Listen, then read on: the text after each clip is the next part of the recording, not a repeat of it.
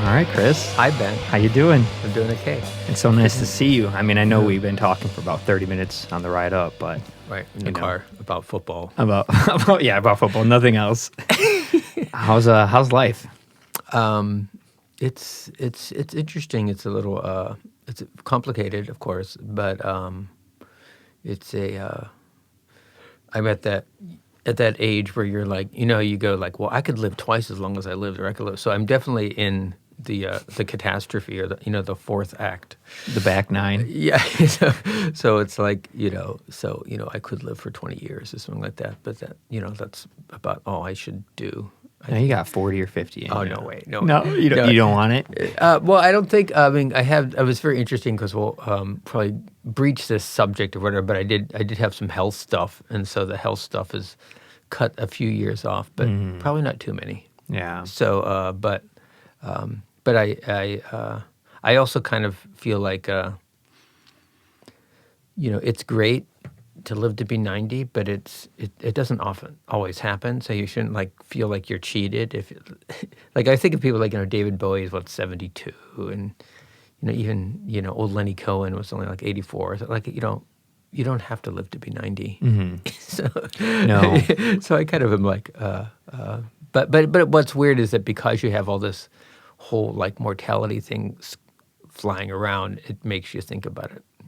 But it also makes you think when you work on pieces of work, and as we'll probably get into, my pieces of work stretch on for many years. So They live on. They live on, but they also drag on. So they gain that this better work thing, which is much. I think it's great to try to avoid that if you can, but because if you work on something for a year and it kind of crashes, you're like, oh well. That sucks. Okay. But the idea that you work on something for 10 years and it crashes is a little scary. I mean, what's weird is novelists do this all the time. Last book I did and they couldn't find a publisher. So I'm writing a new one. I'm like, wow. Yeah. So some people go through it. Yeah, it happens with bands with records. Yeah. They have a record that no one really hears it, doesn't do well. They spent years on it, tens of thousands of dollars, all those hours, and nothing becomes of it. But maybe the next one does, or 3 down the line. That's interesting. Do you find? Well, I guess for those listening, do you want to maybe say what you do, in your background? Sure. Yeah, I'm not a household word. So I'm an animator, filmmaker, and my work kind of exists in the live action realm too. So I show my films, in live action festivals, which is actually kind of interesting. It's it's always good to show your work in the wrong place.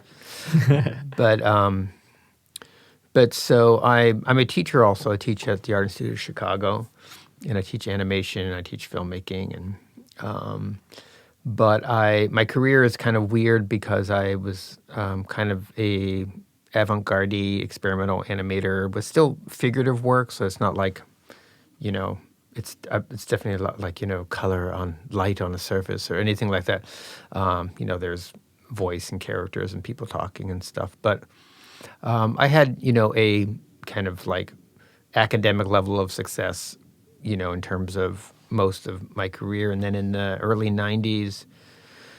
Mid-'90s, I guess, I started this film, a feature called Consuming Spirits, and it dragged on for 16 years. So but it ended up working, not for everyone, but it worked for quite a few people. And so it's actually, it's kind of the most important thing I ever did. I enjoyed that film, by the way. Oh, well, thank you very much. Yeah, that's why I wanted you to be my advisor at the Art Institute, because I saw that film. That's very good. Yeah. And so, but it's weird to have kind of your first publicly visible work happen when you're 52, but it happens. The people like William Kentridge, or I'm sure there are other people, or we can't think of the names. P.D. James, first novel published when she was 43. Some people are these late bloomers.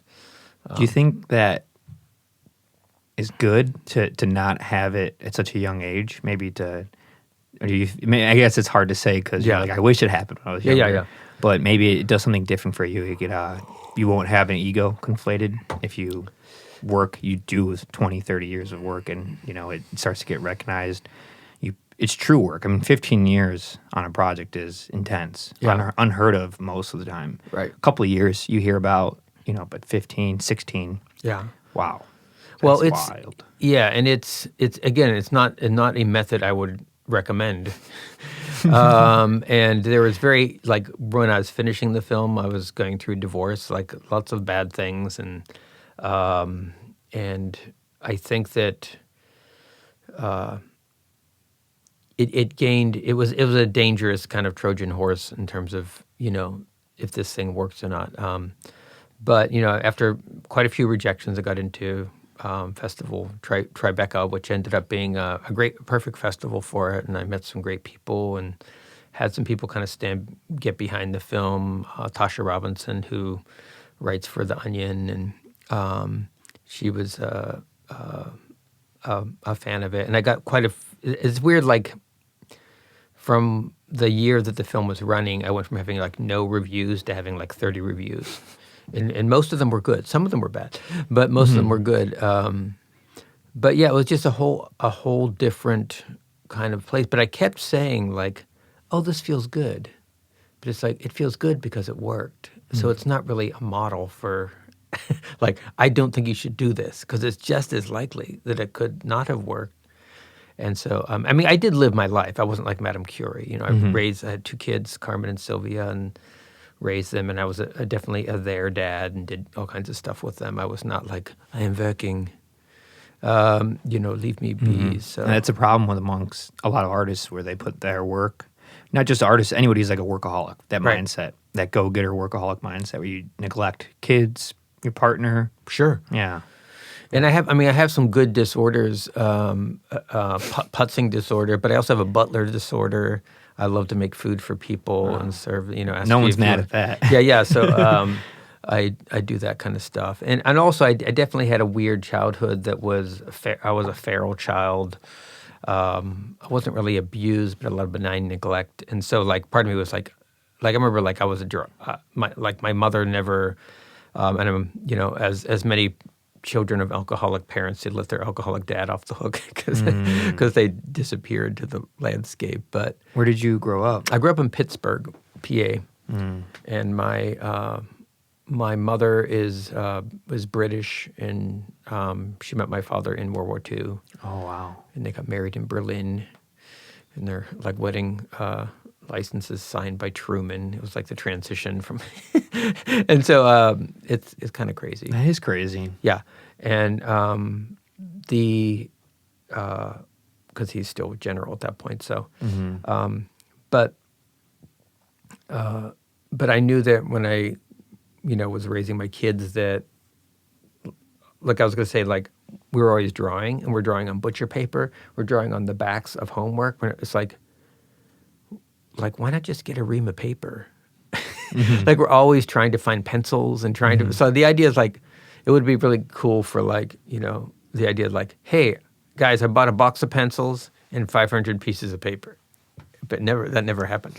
Why did that happen? It's somehow like the follow through of things just never kind of. I mean, there's the pleasure of feral living, that you have a lot of brain space and you have a lot of, like I was smart but fuck up in school, and but I wasn't like, your grades are like, there was kind of no criticality, no supervision on that. So in some ways I'm glad. And you went to like the school system in Pittsburgh? Yeah, it's all public schools. Only child or? No, 9. So there's 9. 11 initially, but never the more. Opposite Yeah, of only. yeah. So and I grew up around there's the 5 little kids, and then there's the big boys, and so and 2 of them are still in Pittsburgh. One of them is, and 3 have left this world so far, and one of them left before I was born. And so she was hit by a car. So there's always people getting hit by cars in my film. Oh wow! Yeah, so that was kind of like a bad moment. Yeah, that I kind of experienced more like historically. That's interesting. Not to take light off that, but similar situation. My parents. My mom is one of 11 in this house. Oh yeah, and 3 passed away, and I'm named after one of them. Oh, interesting. Passed away here. Wow. And so, like, I have a weird connection to that because I never lived that. I was born 20 years later. Right. But I'm named after that, and I think I have the story about it. I have my grandma's notebook about that experience that she gave to me because of my name. So it's like it has weird effects on your art, too. The music and stuff I make is based on that, too. Not as directly connected because it is your siblings. You live that, but that's interesting. But yeah. Go on, please. No, it's funny though because there's a story that I have to that you have to check out called "Houston Calling" or "Houston, Are You There" by James Triptree Jr., who's a sci-fi writer who's actually a woman, but she wrote as a man until she was in her early 60s, and then she said, "Guess what?" But it's really weird because her stuff is raunchy. Oh, okay. So, like, the C word is dropped and stuff like this. What And era is this? What years? this is from 1950s to 60s. She's actually from Chicago, which is the other interesting thing. Her name is Alice Schulten Ellis. If you look up James Triptree Jr., you'll see. Was that done a lot with women artists, like to use a male name so you can get more attention? For writers, particularly. Yeah. Writers. And then, contemporary of people like Ursula Le Guin. And I've recently, for some reason, I've gone on this women sci-fi writers thing. Vonda McIntyre is somebody I really, really like, who's known for writing these Star Trek books. Really? But her other stuff is better. But Superliminal is her masterpiece, I think. It's Okay. beautiful work. But anyway, I'm saying in this James Triptree story, everyone is kind of like a clone, but they all have a book that has the stories of the other clones in it, so you would really like it. Oh, I'm going to write that down. What's it called? It's called Houston, Are You There by James Triptree Jr. And you can even, if you're too busy, you can even listen to it as an audiobook. Now, is that based off of, like, Houston, we have a problem? Like, NASA? Yeah. Space? Okay. Yeah. Houston, are you there? Interesting. Yeah. So it's very good. That's, you're back to your growing up with 11 siblings. Sure. Like, how did that, you said you make, you have that in some of your films. Like, that's a lot. There's so much going on with so many siblings. And, you probably grow up lower income when you have that many siblings, especially with, people who just came back from the war. It's Pittsburgh. It's not, that's got to be very formative in being an artist. Anybody else in your family an artist of any kind? There's 3 people who are artists and who I was kind of thought as the copier. Like I was copying Nick and Judy, who are the other like real artists, as my one pretty mean little sister said.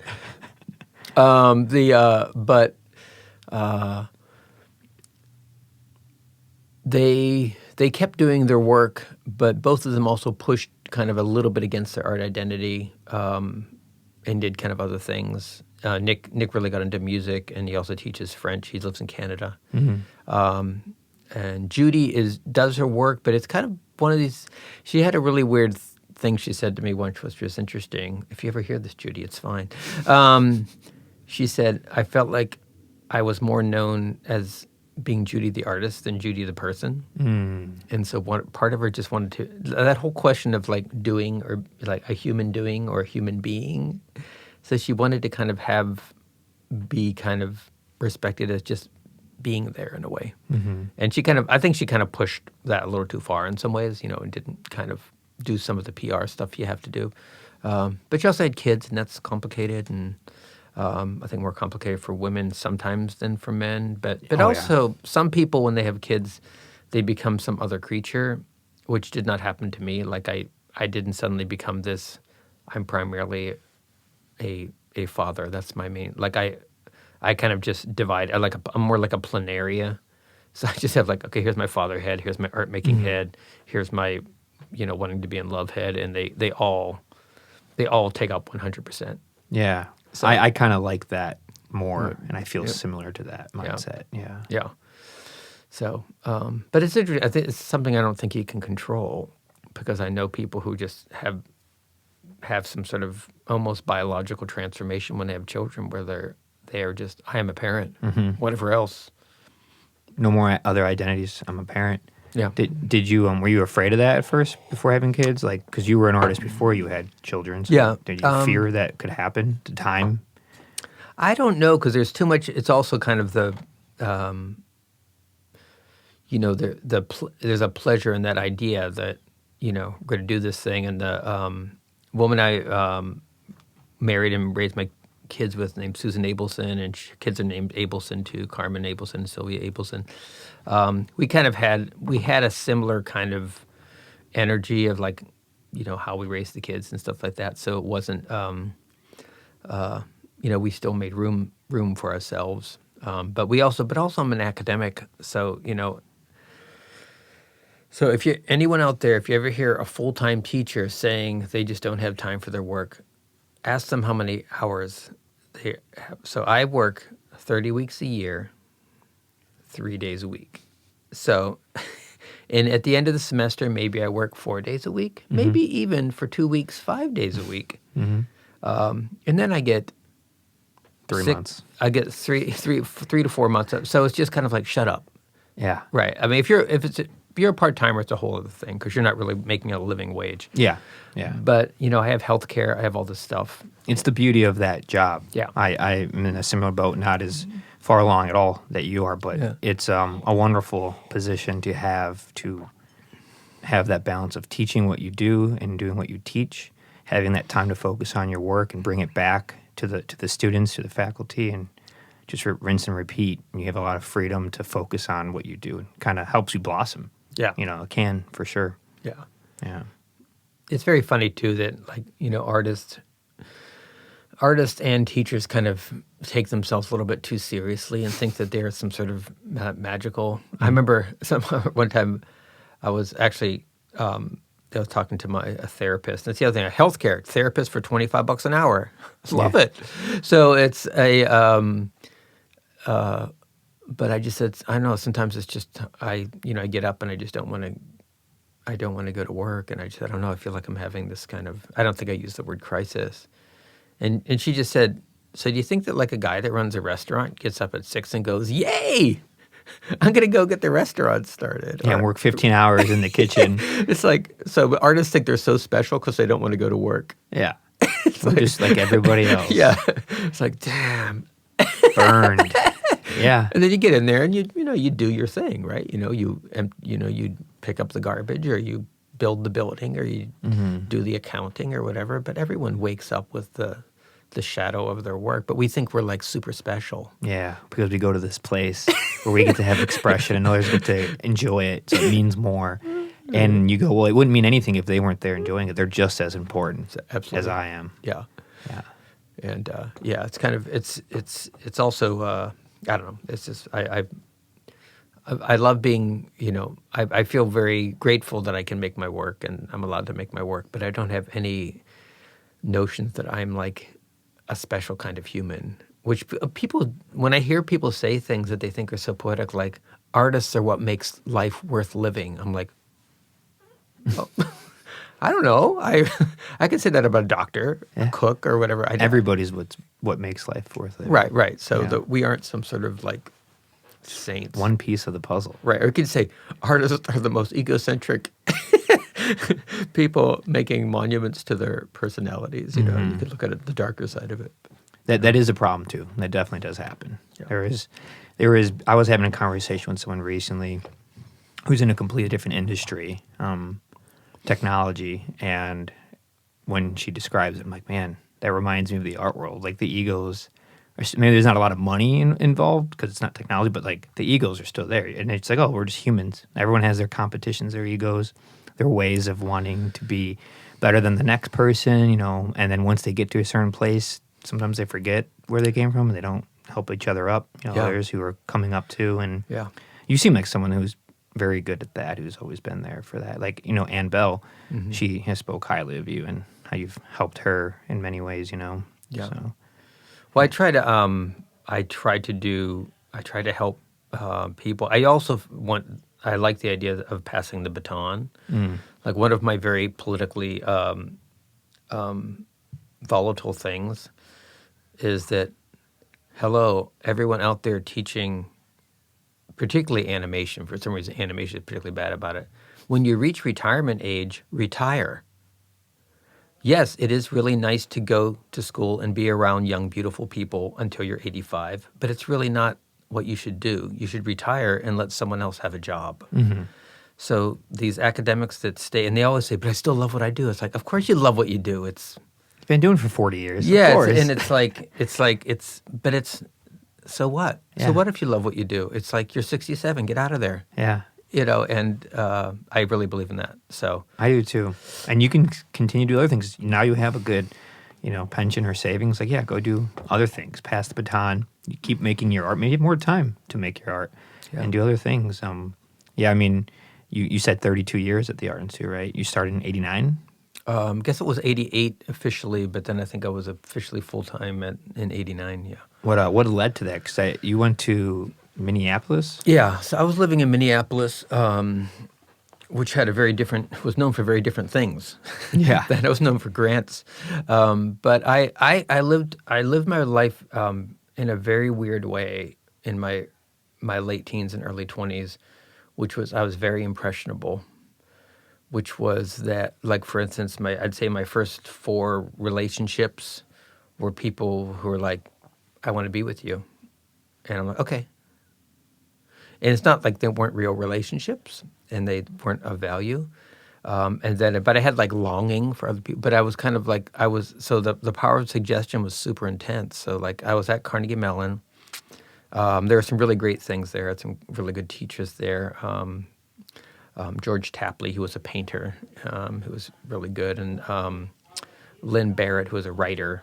And so they were both like adults, who talked to me like an adult. They weren't performative teachers, which I hate performative teachers. Can you elaborate on that? Yeah, like, okay, you have an idea. What happens with that idea? Where does it go? Maybe it goes out to the stars or whatever. But you've got to grab that, and you've got to, it's like, what?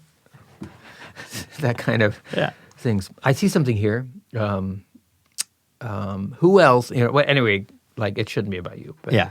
I mean, I'm an active teacher, but I don't try to pretend that I'm converting someone to a religion or whatever. But those are very good teachers. But then I had a teacher, Bruce Breland, and he actually wasn't a great teacher. He was kind of like a hippie-ish guy, but I said, yeah, I'm not sure if I really want to be somewhere where I could study film, because at that time Carnegie Mellon didn't have film and animation, and now it does. Jim Dusing, who's a good friend or good colleague, someone that I love very much, but we only see each other once every 3 or 4 years. Mm-hmm. But he's there. He's a really interesting filmmaker.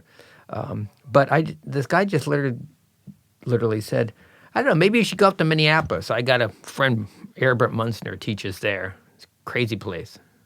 And I did.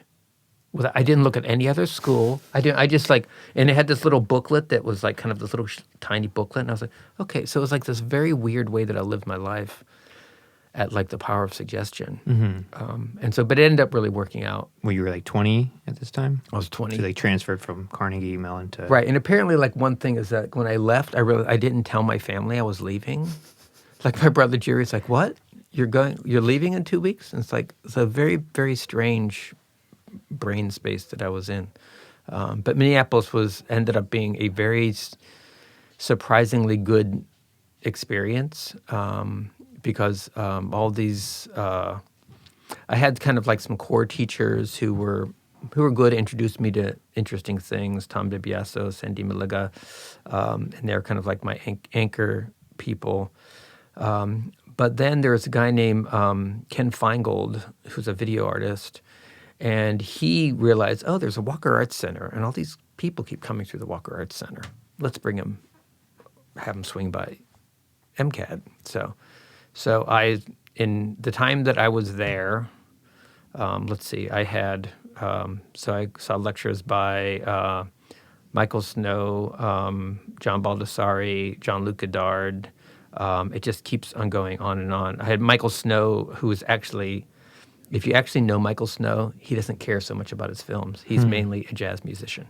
Okay. So he's a piano player, and I'm not sure if Michael Snow's still alive because he's getting pretty darn old. He might be past, but he's lived a good, ripe life. It's okay if he's dead. But his band, his whole band was there, and they played in the little school auditorium. It was amazing. But and then we had visiting artist people come and teach, and so another painter guy whose name I'm forgetting right now. He said, "Oh, I know this guy in L.A. who's kind of cool, Mike Kelly." So Mike Kelly came and taught performance for a year there. And then he said, "Well, I have a friend. They needed someone for video. I have a good friend, Tony Ausler. How about if we have Tony Ausler come?" So I had Tony Ausler as my video teacher, Mike Kelly as my performance artist. Other visitors that came through, Constance de Jong, who's a really interesting storyteller, performance people. So it was kind of like all these really intense people, Howard Freed, all these like came and taught for a semester. And this is at, what's the official name of the school? MCAD, Vito Acconci. All these people were, so it was actually, and then I had a core of about 12 fellow students who were, we basically would say, what are we all taking next semester? You all wanted to do it together? Yeah, because we were kind of post-medium. And so it ended up being a really wonderful experience. This is the early 80s? So I graduated in 83. Okay. I lost some of my Carnegie Mellon credits because they said ceramics is a craft, not an art. So that was a bad moment, but it's okay. I got an extra year. So you graduated at 23? Yeah. 1960 you were born? Born in 1960. Yeah. So you go from there. What happens after Minneapolis? So I live in the grant world. I make a few films. I make a feature that didn't go anywhere, which I may resuscitate because I act in it, and my other friend that acts in it is game for us doing a B shoot at our 60-year-old selves. So it's not fully animation. You did also film, it's all live action. Yes. Yeah. So it's like it's very. I'd say it's kind of Caligari-ish, or maybe more like Guy Madden-ish. How were they filmed? 16 millimeter. 16 millimeter, and it's. I mean, there's things I like about the film, but I was also young, and there's things that are missing. But that's the beauty of those days. Yeah. You have to try those things out. That's how you get to where you are now. Right. But so at that time, while I was in the grant thing, I actually got a call from the Art Institute saying, "Would you be interested in applying for this job? We have an opening for animation." Sharon Cousin, who passed away just, I think, last year or 2 years ago, she saw my work at a screening that was at the Art Institute. This one film of mine and called The Beholder. And so she was interested in maybe me coming to teach. And I said, "Sorry, I'm in grant world now. I can't do it. I'm happy here," or whatever. So so they hired a guy named Doug Haynes. This is right at the kind of the beginning of the AIDS crisis. So Doug was from San Francisco. Doug ended up either contracting AIDS or had AIDS when he arrived. But anyway, he hung on for a few years, but then this was before there was any treatment, was, whatever. Late 80s. Yeah. Yeah. And so he thought he could come back and he couldn't. And then they just kind of said, like Rudolph the Red-Nosed Reindeer phone call, "Chris, can you come suddenly in 2 weeks and teach?" And so I came, and that's what happened. So it's a very sad thing that it was like Doug Haynes. And he died about a year later. Wow. And so it's pretty intense. That's wild how that worked. Yeah, and then it kind of went from part-time to full-time to, I'm one of the rare people that actually took an entire 7 years to get my tenure. But how do you mean? Elaborate for those who don't know. Oh, sorry. Often people will get credit for like how they get tenure at a school. So they'll go, "Oh, you only have to do 4 years," or you have to do, so, or if they come from another school. So. But I mean, I think I was an okay teacher. I don't think I was a good teacher. It took, I think, quite a while to be a good teacher, and I think I teach from the sense that I make stuff, and that's why I can help you make stuff. But yeah, so that's how I ended up being here, and then I just didn't go away. Never left. So it took 7 years to get tenured. And so, yeah, one of the weird thing was, as I came here, this was 1989, me and my partner at the time, Susan Abelson, we had just started a relationship, and we kind of like came here together. So that was pretty intense for her, particularly. She ended up going to UIC, so at least she had kind of like a context. So she got her MFA there, and so that was kind of a weird life. Yeah. You've been teaching as long as I've been alive. Wow. I was born in December '89. Oh, wow. So your first semester was my birth. That's crazy. My whole existence has been your career. And you're one of few teachers. It's not very common, right? You don't have an MFA, right? No. So just your wonderful portfolio coupled with the BFA tenure, that's not that common. It's not that. It's very interesting because in my department, it's particularly not common now. Yeah. As the MFAing of the art world is starting to happen, unfortunately. Why, unfortunately? Why, unfortunately? Because art just isn't that complicated. And so, Hey, what are you trying to say? what am I trying to say is that, I really hate art speak, and I hate, in fact, like when people say things like, well, I'm really curious, like, what theory are you reading? And it's like, you could read theory, but you could also just read books. Or do it. Or just do it. Do it. There are Just other go do ways it. to kind of get there. But I guess there is a whole kind of, the liminality of the, of recycling and all these kind of things that are topics of art that I have absolutely no interest in. And it's like, to me, art is like it's about loss and love and memory and things that are very tangible. It's not like an essay form, at least not the art that I enjoy.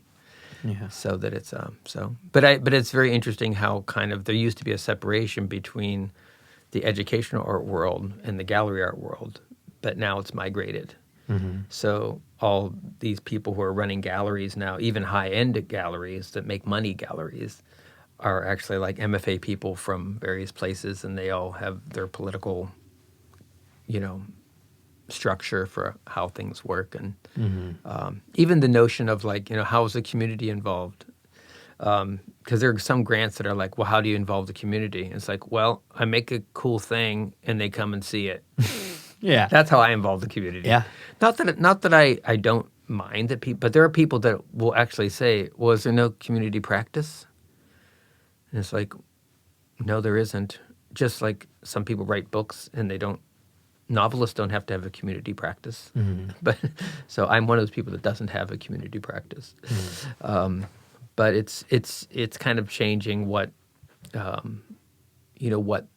what is kind of presented as the art world. But it's okay. I'm gonna be leaving soon. You're like, I'm ready. I'm gonna be hiding. I'm out of here. So I have, I'm gonna finish. I'm working on this feature that I will finish, and it'll probably be my last big thing. I'll still do other smaller things, but I think How many features have you made? this in will be your my life? second to Second. prove that I can do it twice. No, this will be my third, but the first one did not fly. So unless I resuscitate that, The one you were talking about? From the one from from Minneapolis. Yeah. The Consuming Spirits, had its wings.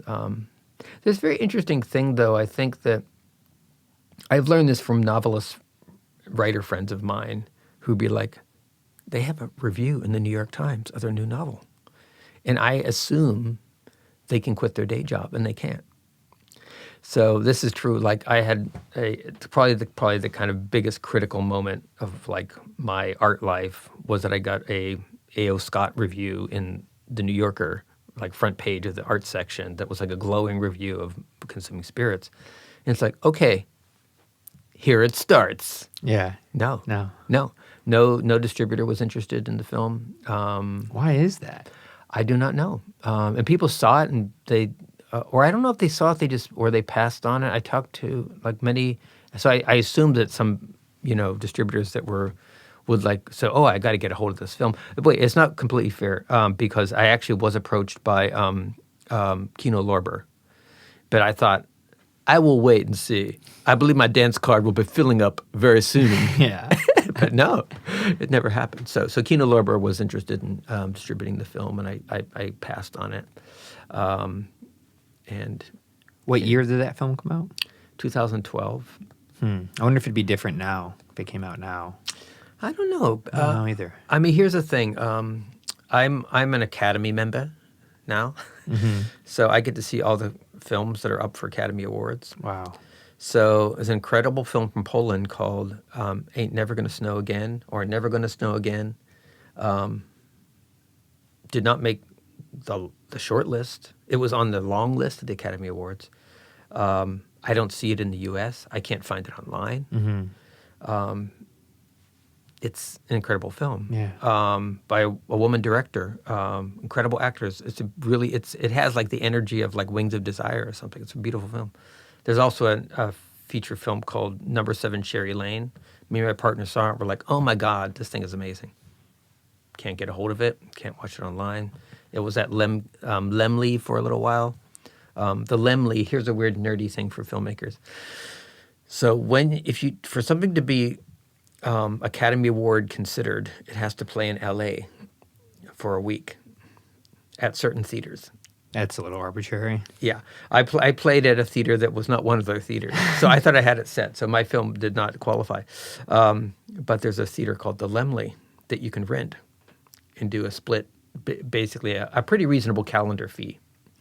So people do that. They show their film, they rent the Lemley for a week, and then they are Academy nominated. So it was playing through the Lemley for a few weeks. But I'm just thinking like, well, here's an incredible film that maybe is disappearing. So pieces of work just do kind of... It's sad. Yeah. It's sad.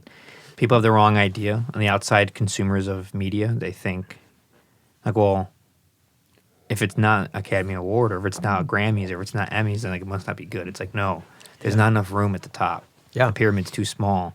There's so much good art everywhere, and it just doesn't make it. It happens with bands all the time. Right. A record just goes completely unnoticed because not the right person promoted it, not the right person wrote an article about it in the Chicago Reader, and it's like, it's unfortunate.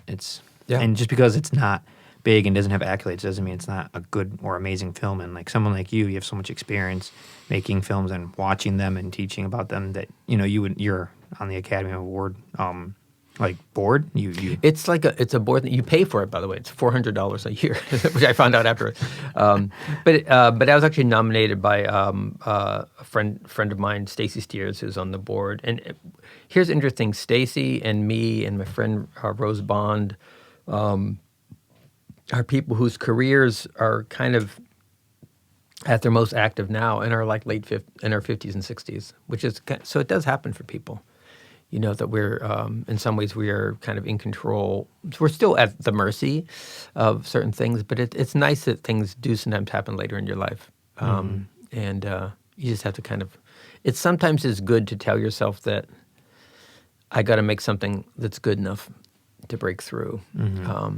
That being said, there are definitely wonderful things that don't break through, and you don't know why. Yeah, it truly feels just random. Yeah. Just truly nonsensical. You're just like, why? It's such a beautiful record. I hear them all the time. Yeah.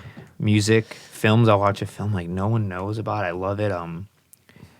I always have the wrong idea of what a film should win. Like, did you ever see the movie Under the Skin? I have heard many good things, but I still have not seen it, I must confess. But no, it's a great film, but the score, I love it. And to me, it's like that should have won, a nomination for Best Score, should have won a Grammy, an Oscar. It's just groundbreaking. And you type in any list online, Best Film Scores, it's always in the top 3. Like, to this day, it came out 7 years ago. Like, why? Oh, it's because it's a very strange, avant-garde, obscure, you have to read into it. It has many different meanings, types of film. It's very odd and different. And because of that, for some reason, it gets overlooked. It doesn't have the tropes that you need to like fit into the categories of the Oscars, Right. And it's sad that people think like it's only good if it is in the Oscars, right, or it does win a Grammy. It's like there's only like 20 people that win that every year, Right, like, and it is a club. It's very obvious, like when Marriage Story came out, which was a very good normal film. Yeah. So it's not like a crazy piece of art. No. But it's very good. And I'm thinking, oh well, those two are going to get nominated, but they didn't. But then it's like Laura Dern won like a secondary character because Laura Dern's in the club. Yeah. So it's kind of like, and we don't want these young upstarts, and we've seen their tits or we've seen their bodies, so that makes them also uncool. They have to be like properly, I don't know. It's you have to fit in the box. Yeah, to fit in the box. You do, and even in the art world, you have to fit into a box. Yeah, it's not fun. Yeah, it's very interesting because we've been having these debates about Nomadland. because we decided we should watch it, see what it's like, and but it's interesting. It has what's very interesting. It is the mindset of there are good things about it, but it's the mindset of like people who actually have like relationships and sex are the phonies. It's the people that isolate themselves and like are cold. Those are the real people.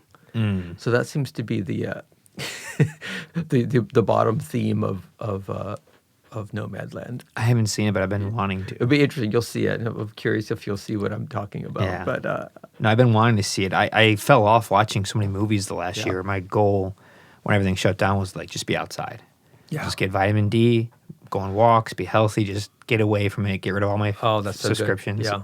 It changed my life. It's been great. Yeah. But now I'm getting like watching more movies again. And I watched The Sound of Metal recently. Have you seen that? no, but I've heard great things about it. I So want to good. see it. Yeah, so good. I was very upset that I brought this up on the podcast before that the Academy got rid of sound mixing, sound editing, and they made achievement in sound because they're very different. And it won film editing and sound achievement in sound as it should. It was great, such a great representation of what it is to go deaf and to deal with a cochlear implant as an adult versus a kid. And they did such a cool like inside perspective of his head, what it was like to hear sound, deaf, and with the cochlear implant. It was very sad. Very anybody who watches it, it'll help you understand like you should protect your hearing, conserve it, be aware of it. It's no joke. It can happen to anybody, but it was a beautiful movie. There's a wonderful movie that was on public television called The Sound and the Fury, which is great. Why does that sound so familiar? It's because it's both from Shakespeare and from Faulkner, right? But it's I was like, I know that. But then you have but what's great is it's super complicated. You don't know what you think at the end. Okay. I like that. Yeah, so you're like, I don't know. Really wonderful. It's my favorite types of films. The ones you're like, I got to watch it again. Same with records. I got to listen to that again. I don't know what I just heard, but I like it. Yeah. It's different. I don't want to understand something when I first read it, watched it, listened to it. I want to have a conversation with someone that I'm like torn in directions. I'm mad at some stuff they said. I love some stuff they said. Right. Food too. What is this complicated thing? Is this thing alive still? What is this? Well, like they go through the part where the kid's about to get the cochlear implant, and the doctor's like, well, some possible complications. Sometimes there's some facial paralysis. In very rare situations, there ends up being a brain infection. So it's like, but it's also, but it's not. It's pro and con in all directions, and I love that the kid wants to hear things, very particular things. He's talking to her grandmother, and she says he wants to hear a lion. This is like lion is like this with you're making your mane, and she wants to. I can't remember what the car crash looks. It's probably a C that goes like this or something, but she wants to hear a car crash. She wants to hear. Right? Like these noises that she wants to, but it's a beautiful film. I'll have to check it out. When did that come out? Do you know? I'd say it's at least 10 years old now. 10 years old. But super complicated cast of hearing and non-hearing and deaf advocates and anti-deaf advocates, and there's a whole question of immersion or advocacy for isolation, for like defining a deaf culture. So they challenge that too. Is a deaf school good? And so it's a beautiful piece. But I would definitely have to hear. I've heard great things about The Sound of Metal, so I want to hear it. I'll watch The Sound of Fury. Okay. You watch The Sound of Metal. We'll talk about it. Sounds good. Yeah. When did you start? When did you start doing like animation, like hand drawing out things? I started doing animation at Carnegie Mellon. By the way, that's a good school, and you said you weren't good in school in high school. I wasn't. Well, this is the thing. I didn't. I graduated 246th, but it was an art school, and I got in with my portfolio. And my 450 and 480 SAT scores. So in other words, like at that, they've changed the numerology. Like at that point, 900 was a good score. Now, like 1600 is. I took ACT, not SAT. Okay. Yeah. So, but that's how I got in. But I did fine. I mean, I got mainly A's when I was in college because of pretty serious about it. But I was actually besmitten by a woman named Sue Boschman who was taking an animation class. So again, I'm very impressionable. Yeah. So I decided I'll take an animation class too, but I had a facility.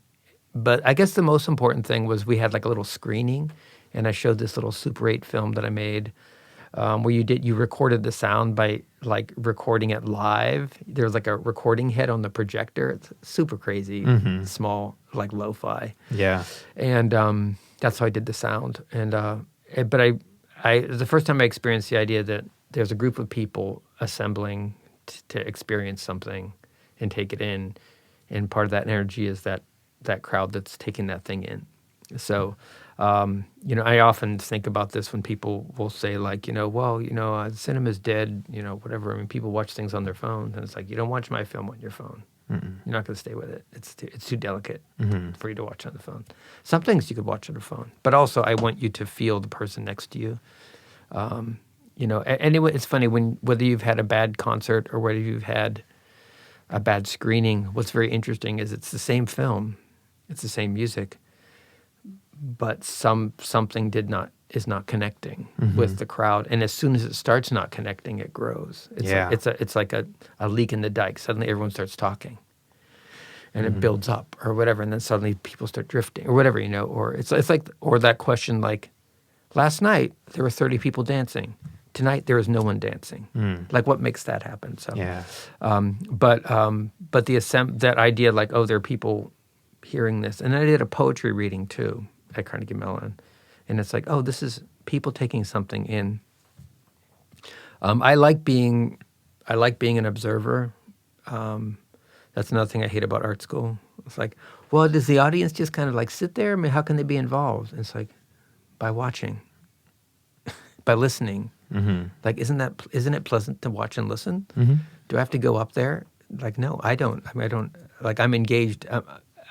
But the term they use is passive viewing.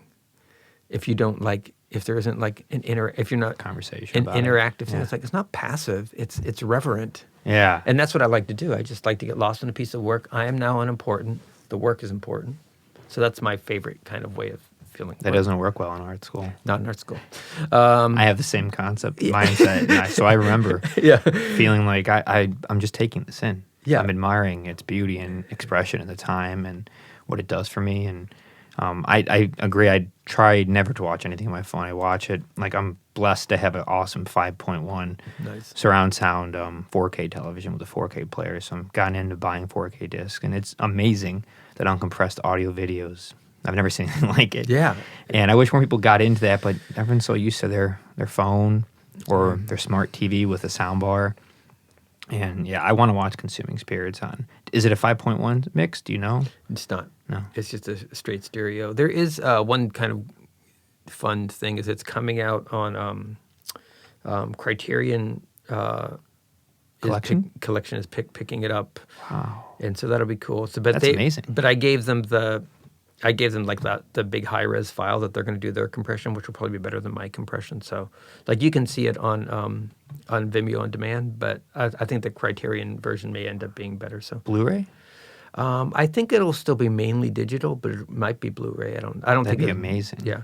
So, but that's kind of a cool thing. That's not just kind of a cool thing. That's very. I nice. have Criterion Collection stuff. Yeah. My roommates do. That's pretty amazing. Yeah. That's cool. Congratulations. Yeah. Thank you, and thank you, Penelope, who said, "Hey, you guys." Yeah. Penelope Bartlett. Some of my favorite films or things I've been introduced to have been through a Criterion Collection. So we'll play on the channel too. Yeah. Wow. That's what I think. So, I think it's like a flat. They're paying me a flat fee, so I don't think it'll be like money trickling in. But that's fine. There's a point when you have to kind of trade off visibility. Yeah. And just go like, let that thing be out there in the world. I've even thought about like, I haven't quite pulled the trigger of like making my film free. But now I probably won't. I think I would still keep it a little bit. You can still watch since everyone's paying for. I've loved this new acceleration. Like it's the cruelty of COVID. Yeah. So anyone here has not rented a film recently, like you go on Netflix and it's $13. So it's not $5. Yeah. So it's like, oh my God, what happened? Yeah. So it's like $12 or $13 to. What channels is it available on Amazon or? No, I'm just saying that if you're on Amazon or whatever, like the price of watching something online Yeah. is going up. Yeah. Because of COVID. Like, what else are you gonna do? Is there? Yeah, they did it on purpose. Like, Yeah. oh, we'll just raise it up. Yeah. Yeah, all the streaming services went up like $1 a month. Yeah. It's like, wait a minute. I thought they were making more money because everyone's on it, so they raised it anyway. Yeah. I see what you're But doing, why Amazon. make just more money when you can make more and more? Yeah. Yeah. So it'll be on. I guess it will just be whatever the criterion path is. Have you struggled with that? Putting a price tag on your art, how to quantify it? What does that mean? There's really no way to quantify literally endless hours, you know. I haven't because I realized that I myself am watching free stuff on YouTube, watching other people's things for $4 or whatever. So, you know, I buy you know, other people's work, and I know that they put all this time into it. So just that I actually like that about media, whether it's music or whether it's that, you know, it's not like a painting or a sculpture where one person's going to have it. It's like, it's a pizza, you know, and so like for the price of a pizza or even half a pizza, you get to see this piece of work. And I kind of like the humbleness of that. That it's like, you know, and I also, it's funny when you make a piece of work, I'm sure other people do this. What I'm hoping happens with Consuming Spirits, or what did happen, is that when lights come on, they basically have to kind of just hand out Kleenexes because everyone is so emotional and they've been so moved that they just don't. Their life has changed. You know, the reality is that does happen to a few people, but mainly it's just watching a movie, and they go, "Oh, that was cool." Okay. And you get up and you go and you do whatever you do, and Yeah. so it's like, you know, this people taking your piece of work. There's no work's going to pay you back, right? No work is going to, like, you know. I lived my 15 years while I made Consuming Spirits, and my life went there. My life was not on hold. There are maybe there are moments of months where things feel on hold. Like I feel a little bit. I have like 1 year left of getting my film out the door, and both me and my partner were kind of like, if I had a magic wand, I'd make this film done, right? So we're in that state, that last. I don't know how it works with music. There's also this, like, it's 85% done for 3 years. Yeah. Is the way it ends up feeling. It's like, Yeah. why can't it? Why isn't it 88% done? It's like, Yeah. It keeps, like, I don't know. It's almost like skin grafts. So, well, we lost a few. Yeah. So now we're back. We're at 78 now. We're going to get back up to 85 soon. Yeah. Are you in like the post-production part of it? I'm in both. Oh, okay. So I do. I mix post, pre, and production together at the same time. And there was a narrative twist in the film that is definitely important. And that's something that might be interesting to talk about. Is like, you know, when is something done and when is it Abandoned. When is it, or when do you just say, well, this is what it is, and I just have to finish it. Yeah. And I kind of don't believe in that. It's like, if you are ready, if you're getting to the end of something and suddenly you realize, you know what, we need to have a shot of these two people talking to each other to get some closure on this film. We got to get them back. We got to rent the house again. We got to do whatever we have to do because there's something missing. Mm-hmm. And there's a term, picture lock, that people use, which I hate. Picture lock comes from a way of making films where the actual film would be spliced, A/B rolled, then you'd make a master positive, and you'd have a work print that you're doing sound design in. So because of that, picture lock made sense. Because to go back into your picture was an enormous task. But we're in digital editing world. So opening up 5 minutes in your film is as easy as highlighting and dragging, and then you put that missing thing in. So I don't think anyone should have the term picture lock. You should say, oh, it's picture lock because the picture is exactly what I want. Yeah. But usually it's used to say, I can't put anything else. I can't do any. There's no more cues, cures, only treatment. or only, or not even treatment. It's like it's all we can do now is rehab. Yeah. It's like, I don't know. Maintenance. Yeah. Do you you write out the film too? You write the story, the dialogue, and you do the animation? Do you do it all by hand? I do it by hand, but I do, particularly with this film, I will probably only do about a quarter of the animation. And then I make key drawings for the bodies, and but I have four animators who are working on it, and the longest one has been working on it for 10 years. The other ones have been working from 8 and 6 and 7.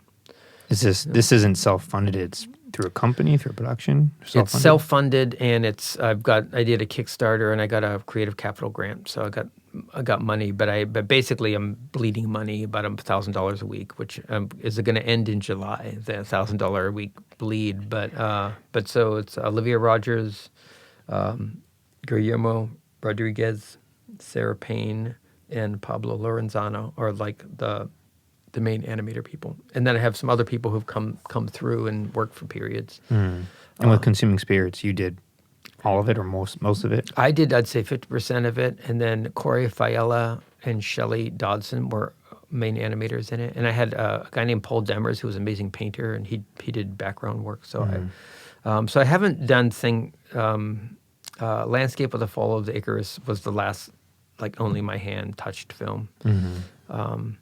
There are certain things I like to have in that are my hand, but on the other hand, it is like trusting a guitar player or something like this. It's just like, no, I like their hand. I like what you do. Yeah, I like you doing it, and I also like that being able to give these people a semi-living wage for through COVID and through many years. Yeah. So I mean, they make, between me and my partner, because she uses these animators too, they probably make about $20,000 a year.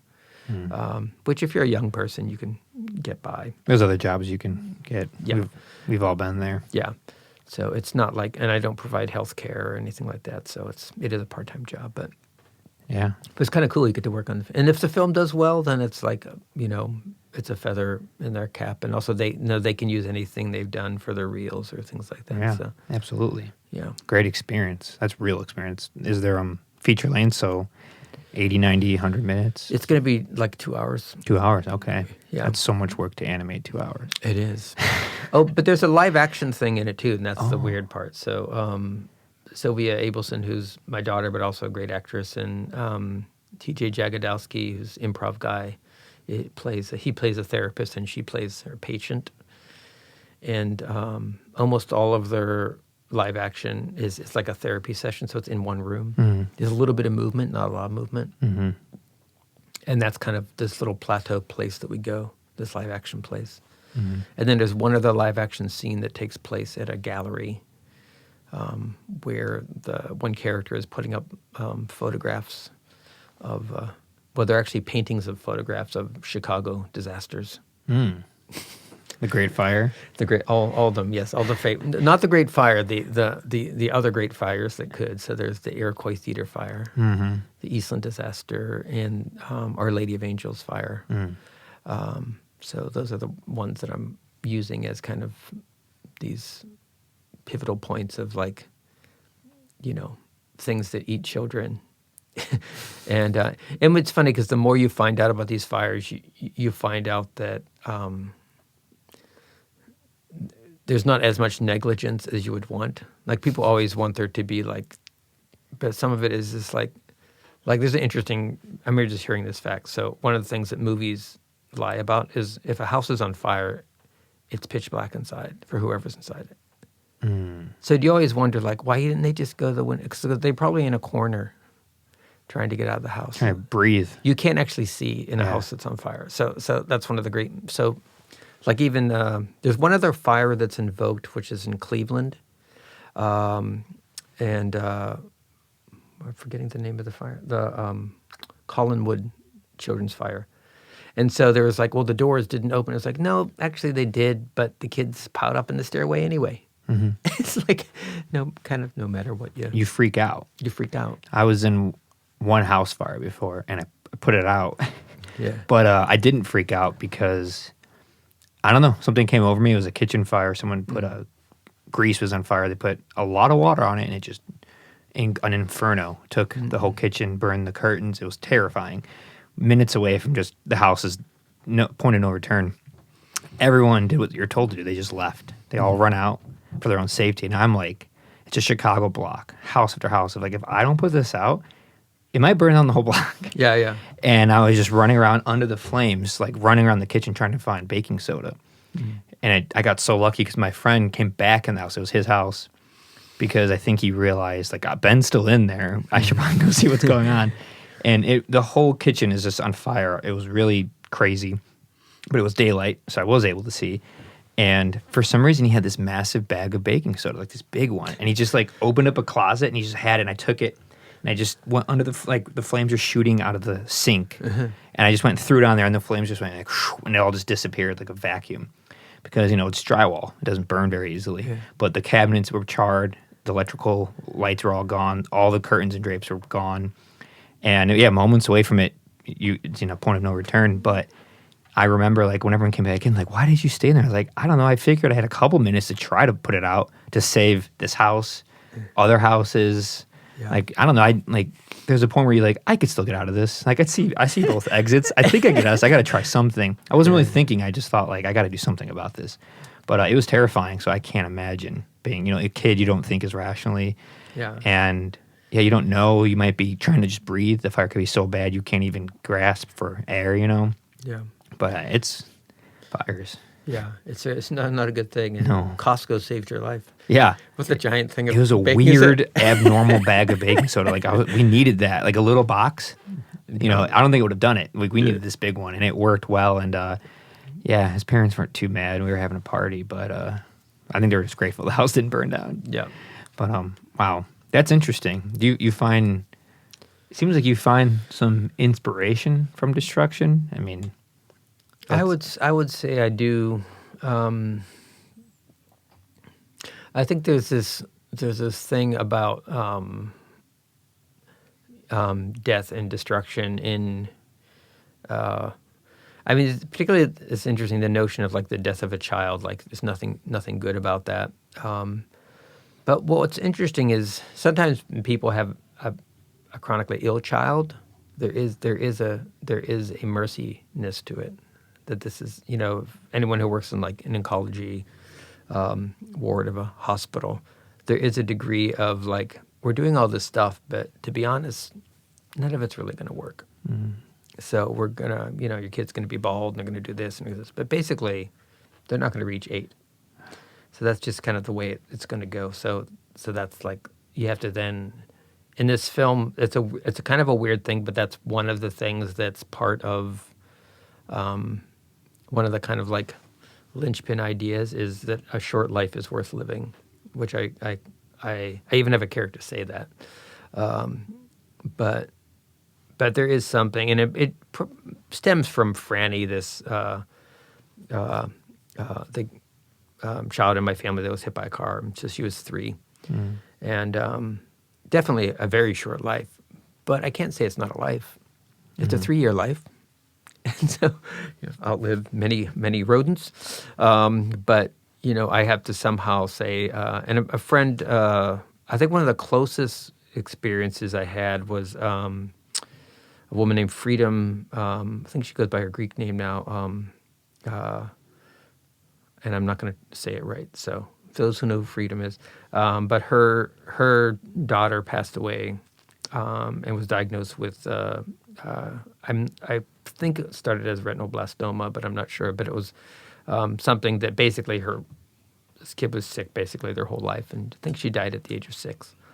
And it, super dent, and then she had another kid quite a few years later. But I remember just feeling that so intensely.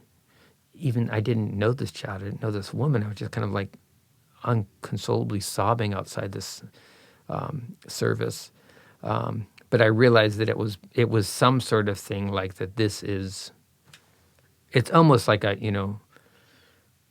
Christ dies for your sins, but this little girl is like dying for like like representing all these children and representing Franny, who I never met, and like somehow she becomes, it's like the floodgate of like loss, in the same way that you can, you're sitting there and you're watching something and there's somebody on television starts crying and you start crying.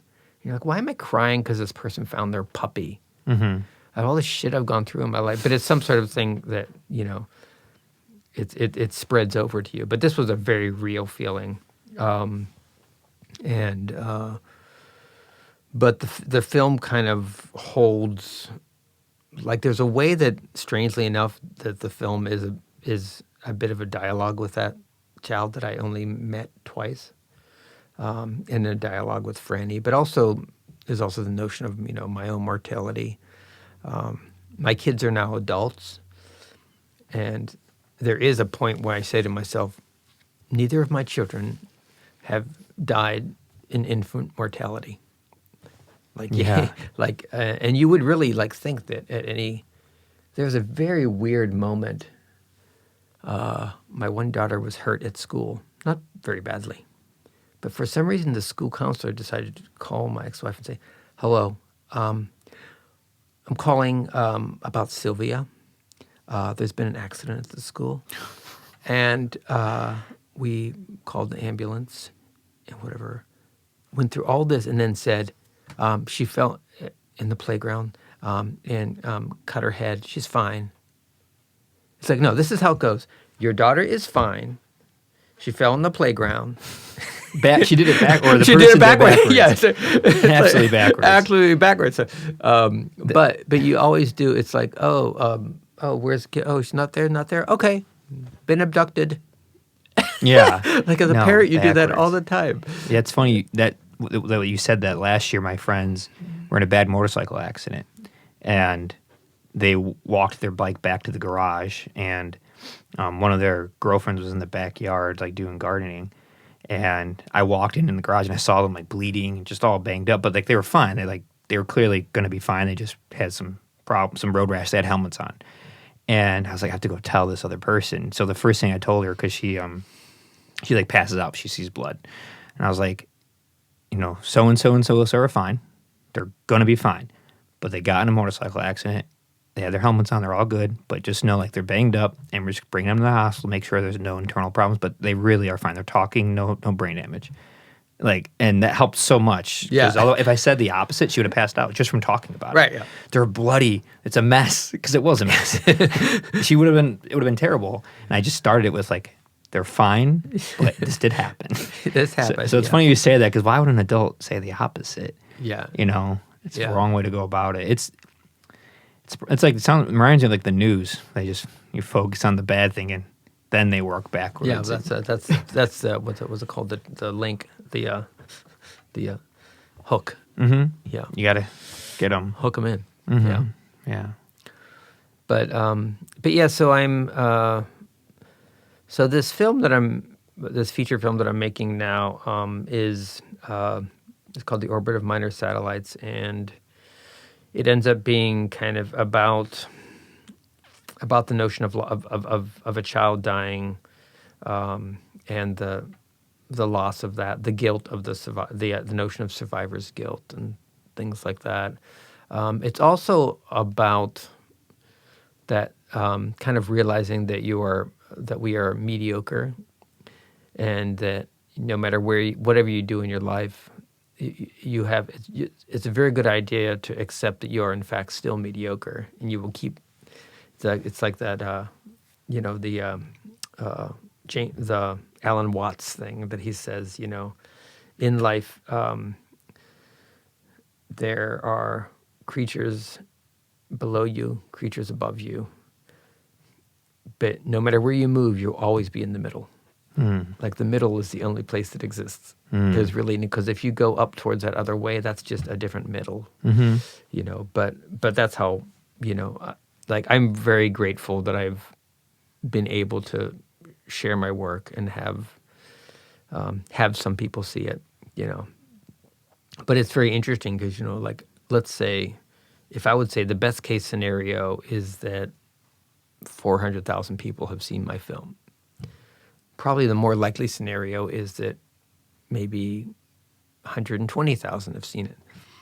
But I realized that it's not like a Hollywood movie. Like there aren't like millions of people, you know. So you have to just admit that that's cool and that's fine. That's 120,000 more than the next person who always dreamt about being an animator, never did it. Right. And the thing that here's the good thing about being an older artist is that the problems in your work are mysteries and exciting. Whereas when you're young, you're like, oh no, what's wrong with my film? Yeah. But the bad thing is that this sense of where you are in that middleness and the idea of achievement and non-achievement, it gets worse. So there is no wrath like an artist scorned. So the sense of who does well, who doesn't do well, gets under people's skin worse than young people, which I was surprised to find. Really?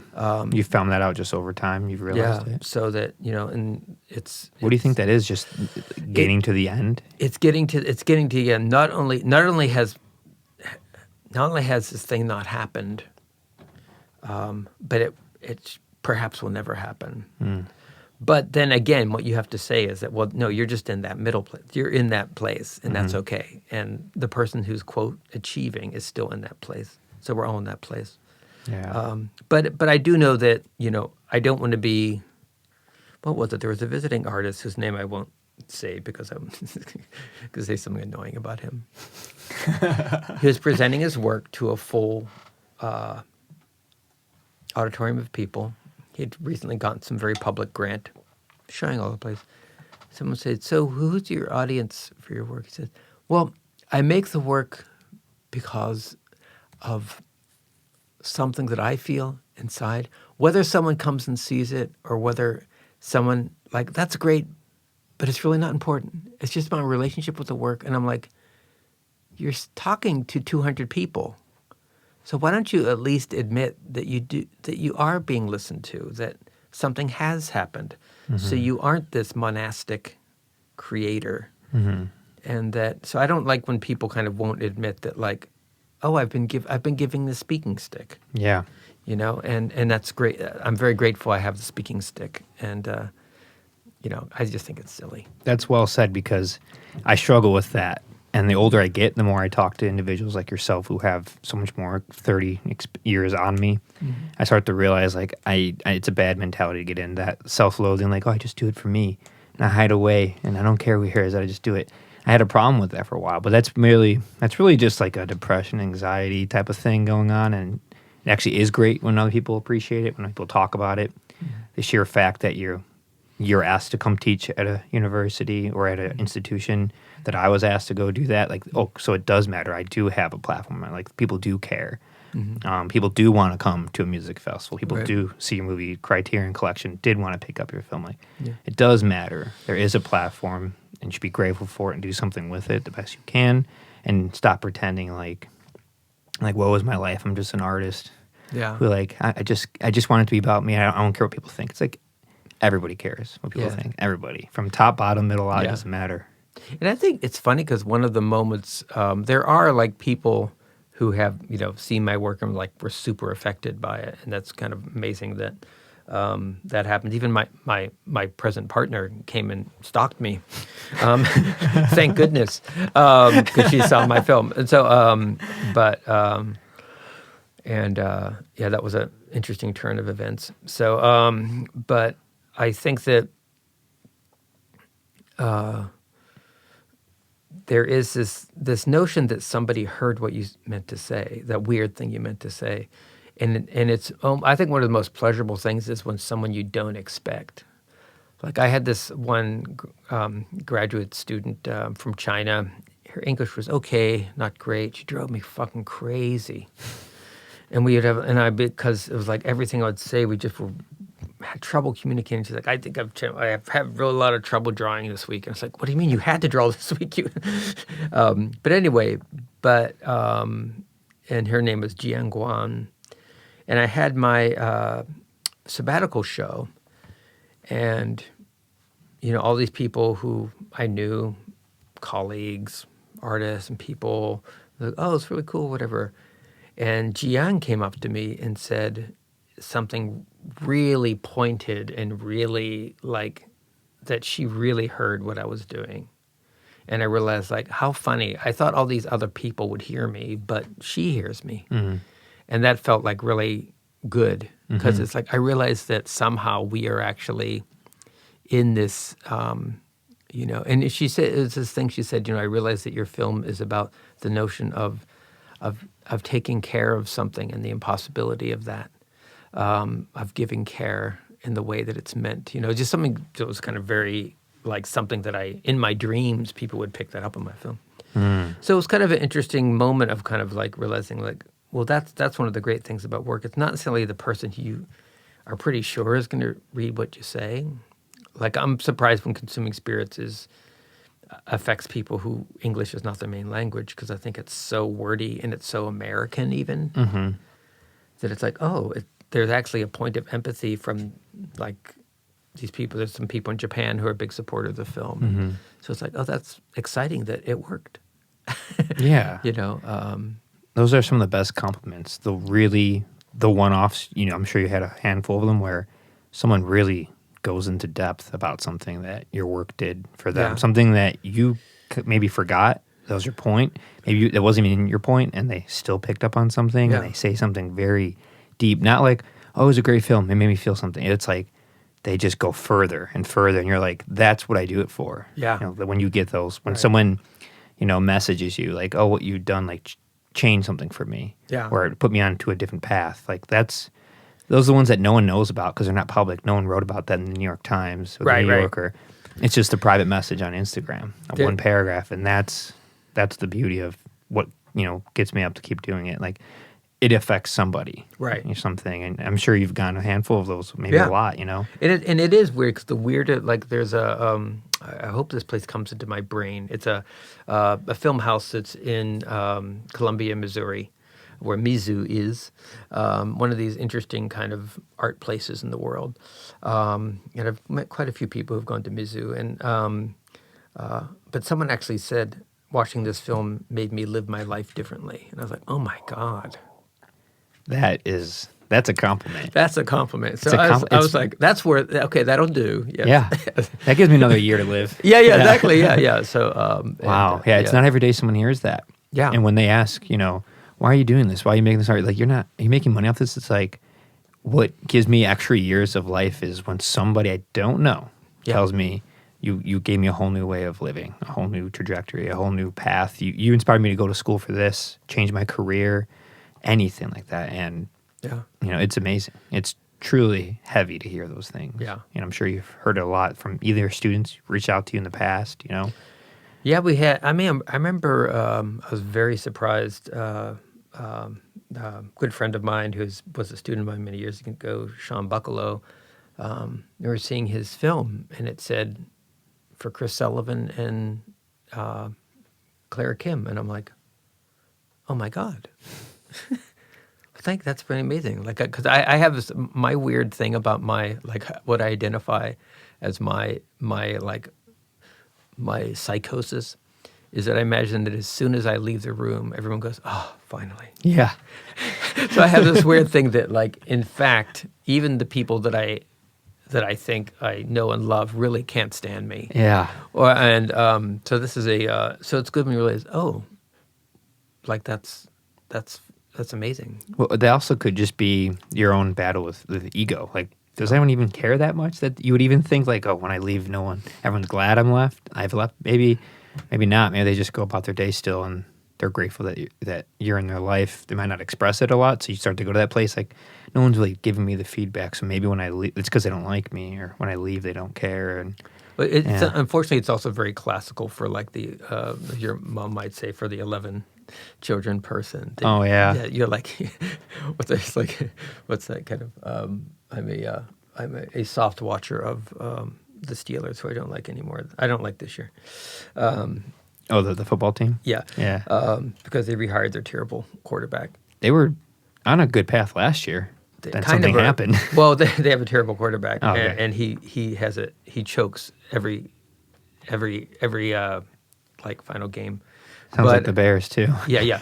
So like, but he chokes like they're behind by 25 points. Oh, okay. 10 minutes in, and Yeah. it's like he has several interceptions, but somehow, but it was also one of the things where it's like, is a very direct. He has the job back because he's a white man. Mm. As a black man, he would have been out of there, right? So it's like but he's our guy, or whatever. So it's very direct, but anyway, but there's a term where they say next man up. So that when someone gets hurt, and maybe that's but there's a way that next man up in a giant family makes you feel kind of like you're just one of the cogs, one of the people. You don't matter. Yeah, I mean, I didn't have. It's very weird because there wasn't much aggression in my family. It was very peaceable. When people say, "Oh, I fought like cats and dogs with my brothers and sisters," we really didn't do that. We had a blowout once every 2 months or something. Were you in the middle? I was next to the bottom. So, I have one younger sister. Truly forgotten when you're in the Truly bottom. forgotten, yes. Especially with 11. But it also gives you all that like mental space, to walk. It's like being a stranger in a city, and I like that. I like that space of being, the invisibility. Invisibility is great when you can control it, where you could. But I enjoy invisibility in many ways, and I don't know. So, but I think that what's going to be interesting to see, like, as I'm putting this film together, as I see, one important element of it is it has the voice of Boris Karloff in it, which was an interesting development that happened as I was working on it. I was just listening to these old radio plays, and I got, so basically I pull lines from radio plays, and very luckily I actually got the blessings of his daughter, Sarah Karloff, to do this. I was very afraid to send this email, and she emailed me back very warmly and says, "You have my blessing." And one of my goals is I really want the film to be done for her to see it. She's, I believe, 85 now, 84, 85. So hopefully her health is good. And I actually like that notion that you make something and you imagine. So there's a woman named Michelle Crenol who runs the animation workshop in Viborg, Denmark. It's an amazing place. Any animator will know about this. But she was super affected by consuming spirits. And I want her to be as affected by my next film. So she's another one of those people that kind of like made me realize, maybe I made something kind of powerful. And I think that I want Sarah Karloff to be like, "Thank you. That's amazing what you did with my father's voice." So like I would love that to happen. Yeah. But it also means that I want to have that that kind of sense of reverence. And I think it's very weird.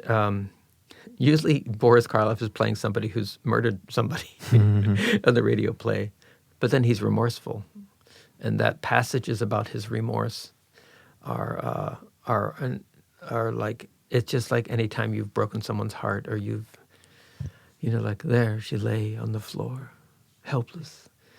But you can turn that into some other notion, so he hasn't, usually he's strangled. People get strangled a lot in radio plays, which is unfortunate because it's hard to make that on the radio. Yeah. It's like, I love that in like Hard-Boiled Things when they kiss, and then the way you hear it on the radio is, "Maybe this will make a difference." Yes.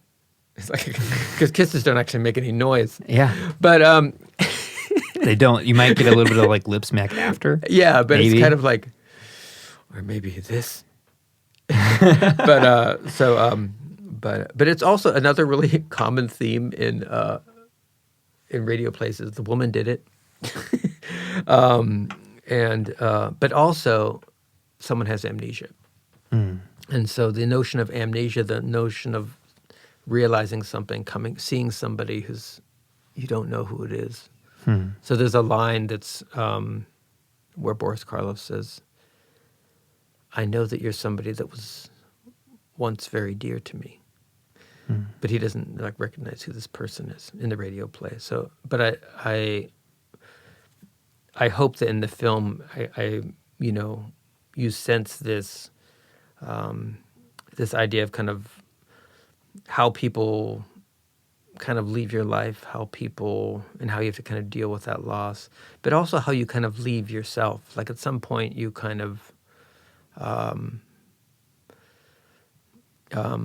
like there's a thing that I write in grants and stuff to describe the film. What's called the orbit of the minor satellites is about the concept that we are all in orbit around some other larger body, whether it's a past or a height. That's the name of the film?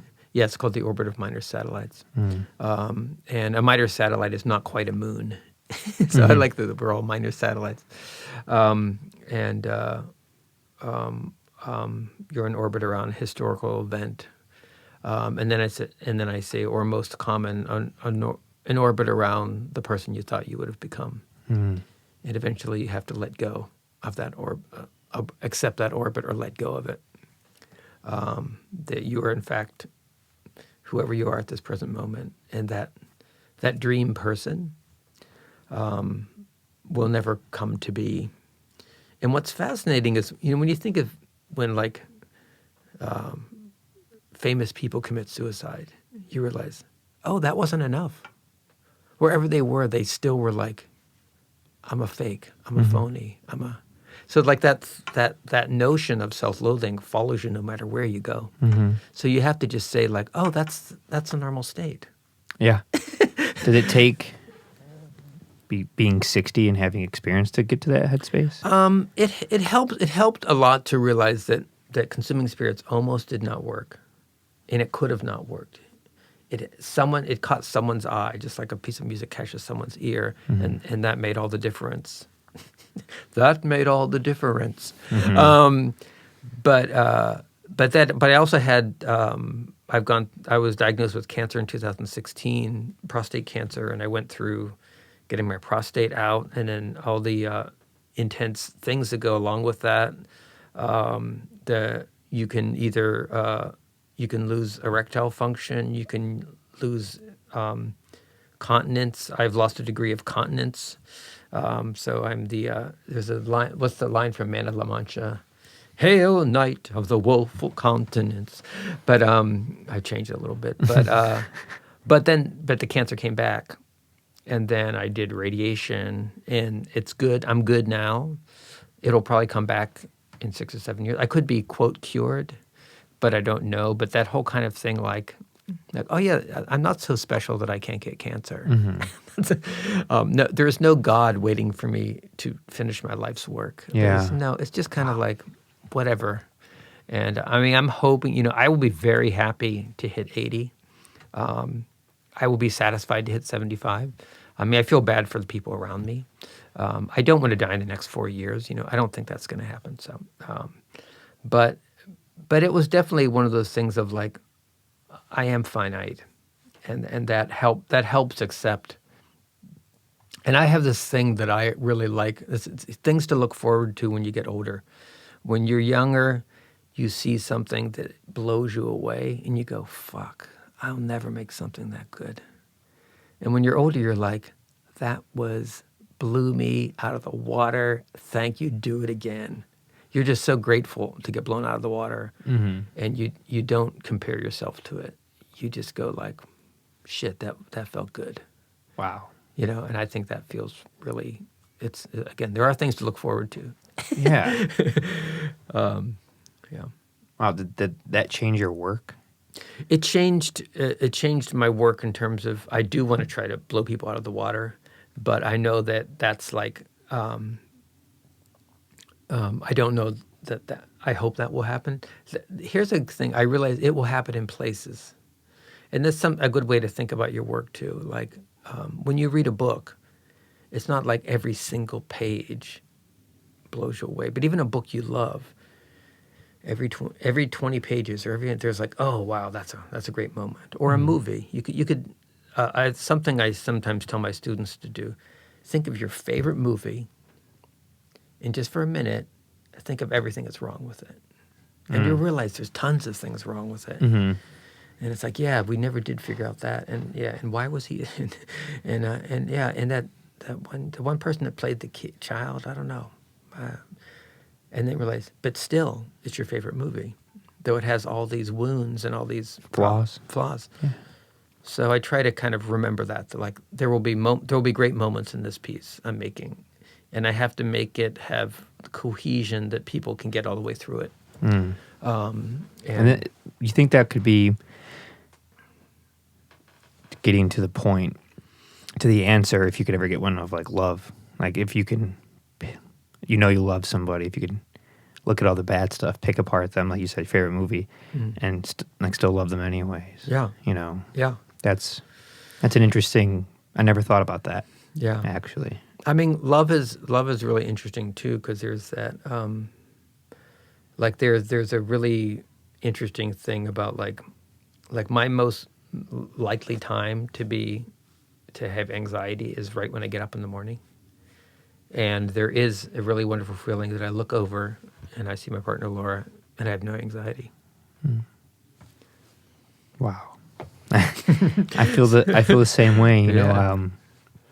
Gone through pretty rough relationship, and then now meeting somebody new, and similar feeling. And you've probably been with your partner longer, but I've never slept better in my life. I've never awoke in a better state of mind. Yeah. And I'm half your age, but it's different.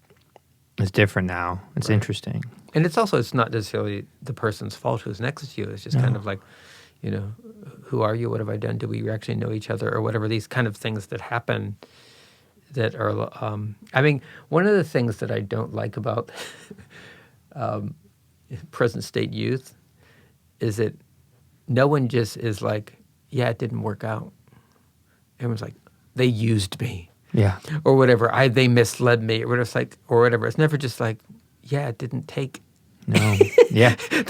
Whatever it wasn't fully sticking on all the parts. Yeah, and that's just like it's loss, and it's okay, but it hurts. It hurts. Whenever I talk to people my age that they don't want to let go of the person in the relationship, because they go like, we're just so close, it's too hard. I'm like, yeah, you're losing your best friend. Like, that's why it hurts. Like, just go think of like your platonic best friend now, probably same sex. Mm-hmm. Imagine just be like, all right, we're not gonna be friends anymore. Yeah. It'd be devastating. Yeah. Now you just added romance, intimacy, sex, everything to it. Of course it's terrible. Of course it hurts for months, weeks, years. Yeah. Like, that's life. That's what it is. Like we were saying earlier, like, young children pass away for no good reason. Some people get cancer at 5, some get it at 56. Mm-hmm. And there's no rhyme or reason behind it. And so you have to live within now. You are in the middle. You don't matter, but you do. Yeah. It's a humbling thing to hear that from someone like yourself, who's been successful in the art world, who's been a good career teaching, full-time career. It's good to hear that. I think everyone needs to hear it. Stunt the ego. Yeah. Because the ego won't do anything for you. You still, and I always say when people get big-headed ego or arrogant about themselves, yelling back and forth political jargon, I go, hey, guess what? I'm going to die just like you. Yeah. I'm going to be in the ground or burned or whatever, just like you. I could be crushed in a car. Yeah. I could die at 90. I could be hit by a car. I could die from cancer. I don't know. But, no one's better than the next person. Yeah. We have to coexist. And having that thought makes me appreciate a person a lot more. Yeah. A person. Love waking up next to somebody. Mm-hmm. The little things. Letting people be their own individual, not controlling things, learning how to lose all the control and just focusing on yourself, not in a self-centered way, but in a way where you just start to know yourself better when you focus inward and try to put that, have it propagate outward to those around you. It helps a lot. And like you said, like one of your students said, thanks to Chris Sullivan. Mm-hmm. It's like all you probably did was just teach them stuff for a couple classes, maybe advise them. Mm-hmm. It's like, why I wanted you to come here, because you're my advisor. You were never my instructor. Mm-hmm. But I had such a good time talking with you. We'd go into the park by the museum, It was always just so nice. I don't know. You always had good insight to stuff because you were detached from my world. So you always had a good insight about. You heard me, and it's apparently I didn't know this, but that's when you were diagnosed with cancer at that time. I didn't know that. Yeah. So that probably even put more introspective into the thoughts and the words you said. Well, it's very interesting having it's funny when you're working with people, and like there's also that question of like, people are adults and people are and like you felt like an adult, and some people felt like adult. I have some really wonderful students right this semester, and I've had kind of some rough years. I was blacklisted from students from my department wouldn't work with me, and I didn't know what was going on, and I used to be very popular, and so I partly says, well, I'm old white male, is that what it is? But then there was like another old white male who's doing fine, and he's even older and whiter than me. But so I was confused, and I was trying to. But this year I have some really interesting people and kind of very interesting cosmopolitan, kind of just really smart, interesting, quirky folks who are really fun to talk to, and I feel like the conversation, and what's interesting is they're all real kind of like cultural mutts, which I love. One of them's from Qatar, one's from Korea, one of them's from Kenya, and they're here from very different directions, but it's like, it's the one from Korea. I'm amazed, like her English is just so amazing. But she has those beautiful moments where she says, like, because I'm British, I use like words like tragic, and Yeah. So she'll just say, so this suddenly some musho piece, and she'll say, that's exquisite, and I just like it's like yes, it's just these words that people don't use that often, but it's very interesting because sometimes here's a weird thing, I sometimes really wish I was not an animator and didn't find animation, because though it's what I'm known for, it's the most inefficient way of making work there is. So in my life, let's say I finish this feature and I don't suddenly die, my entire body of work will be 5 hours. So that will be a 40-year career. 5 hours of work. It's intense. That's brutal. Yeah. So I think so, but it also is allowed as I'm working with somebody, and it's very interesting. Another student from India, and the student from both Kenya and India are trying animation for the first time, and they're both incredible at it. It's because they found it for the right reason, which is their work led them there, right? Mm-hmm. So they're just kind of like naturals and like, whoa. The other ones have been trying to animate. So, but it's very interesting to kind of like, if I'd been I was a performance artist when I was young, and I even had like a public practice as a performance artist. I played in major performance venues like Franklin Furnace or Lace. And What were you performing? I still do this. They're basically experimental theater pieces. They're very language based. There's props. They're kind of done in this kind of persona, semi-acting, semi-just talking. One of the weird things that I don't like about film and animation is that it has a lot of rules, and strangely enough, stage doesn't have as many rules. Rules, can you elaborate? Like, let's just say you have a dialogue going, and suddenly you stand up and you say, there are 3 men sitting on a chair. I'm thinking about them right now. If you do that on stage, people are like, okay, that's cool. If you did it in a film, people are like, what? Mm-hmm. What a ponderous, like, obvious breaking of the whatever wall. Yeah. So I want to try to make that happen in film, but it's kind of like, I think I'll run out of time before I achieve it.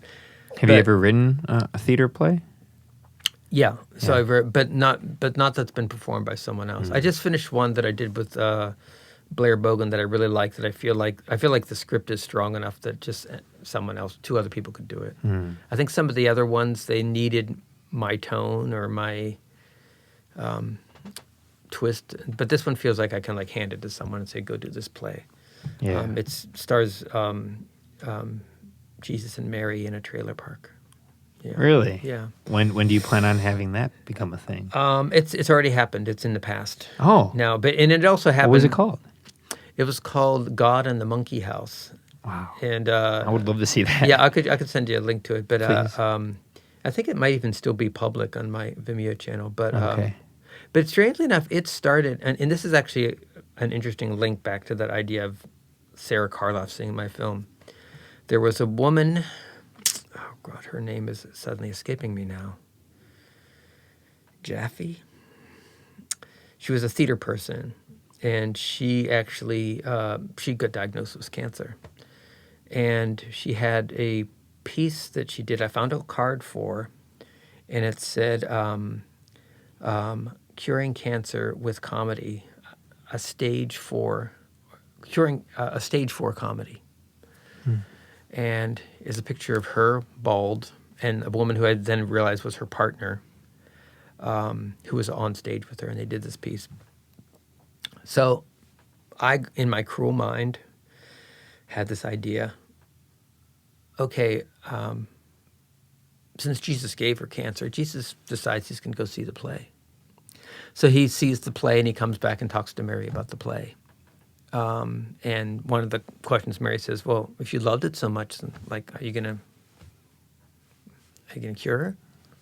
And he's like, nah, I don't know. And so, but I'm writing the play, doing the production. Then I see her obit. So she dies. So then I say, this play, get choked up. Sorry. This play, her partner has to be able to see and say thank you. Right, so it's like, and I did email her to say, if you feel ready. So yeah, but and it's interesting. She would have to see the whole play to see kind of where it goes. But so that's where the performance went. And so it was another thing, like this thing that in some ways had some irony to it. Has like, what if your last cancer play is bad? So that was part of where my mind was. But then it's kind of like, no, that can't be what this is about. This has to be about. And so it ended up being that there's a bad review, but the review, she likes it because the review reminds her of what it's like to have cancer. That you're on a stage and you don't know your line, and you don't, so kind of one of these things. But in some ways, that idea that when she passed away, it was like, well, now this thing has to have this reverence that I foolishly was not maybe thinking it needed to have, So I hope that her partner sees it. I did see her partner and her daughter on a train. And I kind of wanted to say something, and then I realized, no, they're strangers. And so I made this piece about these people who are strangers. Wow. But I'd be happy for them to see it. I hope she sees it someday. That's a very fascinating concept. Yeah. Wow. But yeah, so I do performance. And also, by the way, performance is 90 minutes long. Takes me a couple months to write it. Takes me a month to prep it. And Blair Bogan, who performed in it, is amazing. And she also co-wrote parts of it. So if I was a performance artist, I would probably have 40 hours of work to show from my career. Are you working any more performance pieces? I did. I'm working on a diary of the film, which I did kind of perform 2 years ago. It was interesting, but I think when I'm done with this film, I have these ideas to do some puppetry pieces, and it's a concept that I have that there's no build up, so it's going to be called Act 3, and you're just going to be dropped in, and they're going to be these little 10-15 minute tableaus that unfold, and it's weird, the things that I know I'm going to do. I want to do James Triptree and Anthony Bourdain in Purgatory. Oh, wow. Because that whole idea that if you commit suicide, you go to purgatory. So I think of all these artists that I love who are also hanging around in purgatory. And I don't even have a close relationship to Anthony Bourdain, but for some reason, I know I'm going to make an Anthony Bourdain puppet. And they're going to make a James Triptree, and they're going to talk to each other. That's such a fascinating thing. So it'll be fun. So it'll be like marionette show, and I think I'll film it. So it'll still be media. Yeah. I kind of like the control of that. Did you always have these concepts of death because of like your sister and other people who passed away in your family, or was it the last 5 years with the cancer? No, death has always been there knocking at the door. They have. It's funny though. I do feel like death is around. There's the famous Charles. Sorry, Transtromer. I can't think of Transtromer's first name. Transtromer, the poet, Swedish poet. He has a film that says, "In the middle of life, death comes and takes your measurements. The moment is forgotten, but you know that he's somewhere around sewing your coat on the sly." Oh, wow. Very, very nice thing to think about. So there is a certain kind of thing where it's kind of like, "Hey, death, how you doing? Good, doing good, Chris. It's cool. Don't worry. I'm around, but I'm not like immediately around. Yeah. I'm just like in the yard." Yeah. But I had there was Franny that died. I had a brother that died of cancer, leukemia, when I was 8. Oh, wow. At that time, and he was, I guess he was 19. My father died the year before, and his death was definitely like a closure. Like he was a sloppy alcoholic, but he was also an amazing person. Like he was super smart. He was like worked for U.S. Steel Workers. He was like he knew many languages, so he'd talk to all the union people in whatever language. Was it from the alcohol that got to him? It's hard. It's a little unclear. I'm still curious to find his birth certificate. I mean, his death certificate. He had been beaten up also. So it could be a mixture of many things. Could be a brain injury. It's kind of weird. It'd be interesting to finally realize, oh, your father was murdered, but you've been like having this just idea that he just kind of died of cirrhosis or whatever. Because you don't die of cirrhosis like immediately. Yeah, it takes time. Yeah. So, but that's definitely, and he died when he was 52.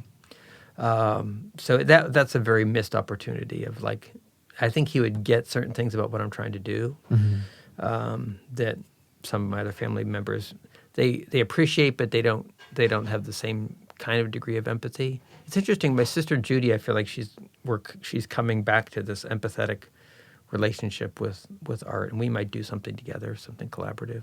She's 60, she'll be 65 this year. It's weird when your brothers and sisters in their 60s and 70s. It's like I'm the youngest, and we're all in our 30s. And yeah, it's going to get more interesting as we go. Yeah, I don't want to. I want to find out, but I don't. Yeah, that's heavy. Yeah, well, having a 30-year-old daughter is it's pretty interesting. So it's like it's something that changes your notion of things.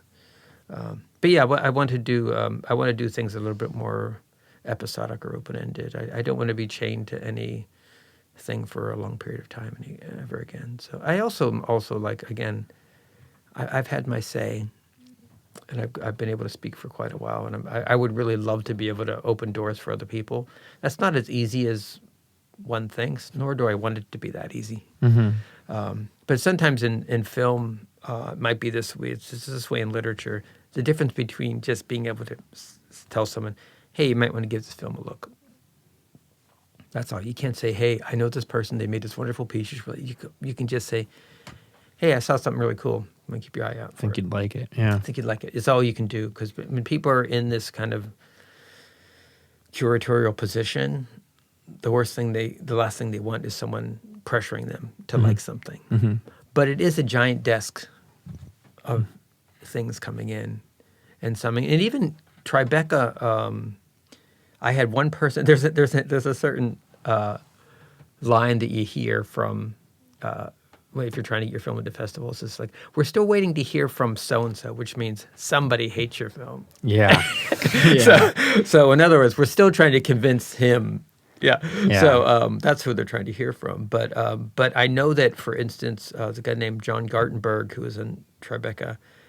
But Bruce Jenkins, who I work with. I had him for 2 classes. Okay. I loved him. He was wonderful. Okay. I know that he said, "Hey, John, and he may have not said it for the right reason, because he was like, it's shot on 16 millimeter.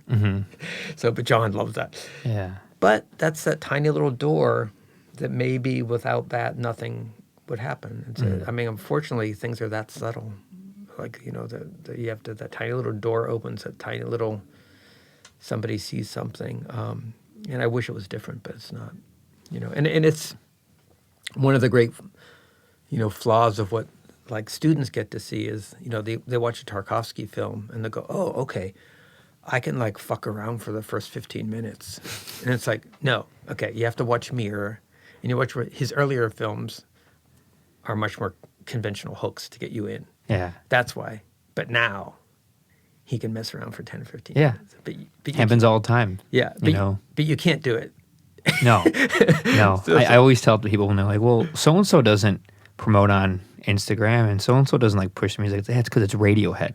Yeah, like Tom York doesn't have to. Yeah. Like listen to Pablo Honey. It was a straightforward rock record. Yeah. The Bends too. But then you get to Kid A, they're already millionaires. They have a 6-album deal with BMI. They don't have to do those things anymore. They could do whatever they want. Right. You wouldn't start off with Kid A. You would never start off with that out the gate. You would never get noticed by anybody, right. Especially in the year 2000. Right. But like certain bands, certain artists, certain musicians, certain actors, I always say when actors are in like a Marvel movie, like a big $1 billion movie, and then they do some art house films, it's like, people are like, oh, look at that. It's like, yeah, it's because they have $10 million in the bank. They can go do whatever movie they want now. Right. And they get to go down and work backwards and do these films that make nothing. And it's a good thing, but it's like, yeah, they have the luxury of doing such things. They don't need a paycheck from that. They're just having fun, Well, it's interesting that, John Cassavetes' films, and he's definitely one of my favorite filmmakers, it's because of Rosemary's Baby and The Dirty Dozen that he can do that. Mm-hmm. Right. So he gets paid his serious salary there, and none of his films broke even. Mm-hmm. But there's a wonderful, by the way, sometimes things suddenly pop up. Any John Cassavetes fans out there, my favorite John Cassavetes film, which is nobody else's favorite John Cassavetes film, is called Love Streams. There's a documentary called I'm Almost Not Crazy. And it's like a 60-minute, and it's the shooting of Love Streams. And you hear him talking about what how he makes stuff. And he actually says this thing, and I'm like, thank you, John. He says, people are interested in war, people are interested in all this politics, whatever. I just care about love. That's it, just love. And it's like, yeah, that basically gets down to, that's what I may have these other strappings, but that's all I'm talking about. It's like, and also this notion, I always have this, one of my kind of obsessions in my art is everyone can love, but is that love accepted? So are you spurned or are you embraced in that love? There is, I even made a performance once about this that was kind of very interesting. It's that thing that the Wizard of Oz says to the Tin Woodman. That's a really bad piece of philosophy. And remember, my fine friend, a heart is not judged by how much you love, but by how much you are loved by others. And it's like, is that a good piece of advice? It's like, sounds a little bit it's like you want to have an ego. Like I need people to love me. Yeah. So it's kind of like, well, actually, maybe you should be judged by how much love you give out. But on the other hand, it's kind of there's a truth to it that you're like a broken heart is love that doesn't land, love that or it's like I love you. Oh, I'm sorry, I don't love you back. And of course that happens when you want someone to be, but on the other hand, it happens in friendships. It happens in, someone. It's very interesting when I meet someone who is like very sweet but in some way repellent, and I'm kind of like, that's really mean. That's really mean of whoever makes humans that this person is somewhat repellent. Whoever makes humans, we haven't gotten to the bottom of it yet. We haven't got that. We haven't got to God, but I don't know. I think that. The fact that someone might fall in love with you, that there are many people that walk around their life feeling like no one's going to fall in love with me. And then it happens, but it doesn't always happen. Mm-hmm. Right. I feel that way all the time. Yeah. So it's like, it's very grateful to have that warmth and, have, even the notion of like, is one attractive, I know that I'm not like a gorgeous person, but I know that like I'm not going to be like I've got a decent like face, that's warm enough that I could perhaps, with this face, engage in trying to get someone to fall in love with me. Yeah. And Isn't it funny you have to try too? That's the one thing they don't tell you. It's like, yeah, one day you'll fall in love with it. They forgot. Like, you got to put in 20 years of experience. You got to learn a lot from your parents and past relationships. You got to trial and error. Yep. You got to like really put in like it's an active effort to like have a relationship and to have love. It just, for those who don't try, they'll never get it. They'll never be loved either. Yeah. You really have to put in a lot. Is the name Consuming Spirits, does that come from this notion of the death that you've experienced in life?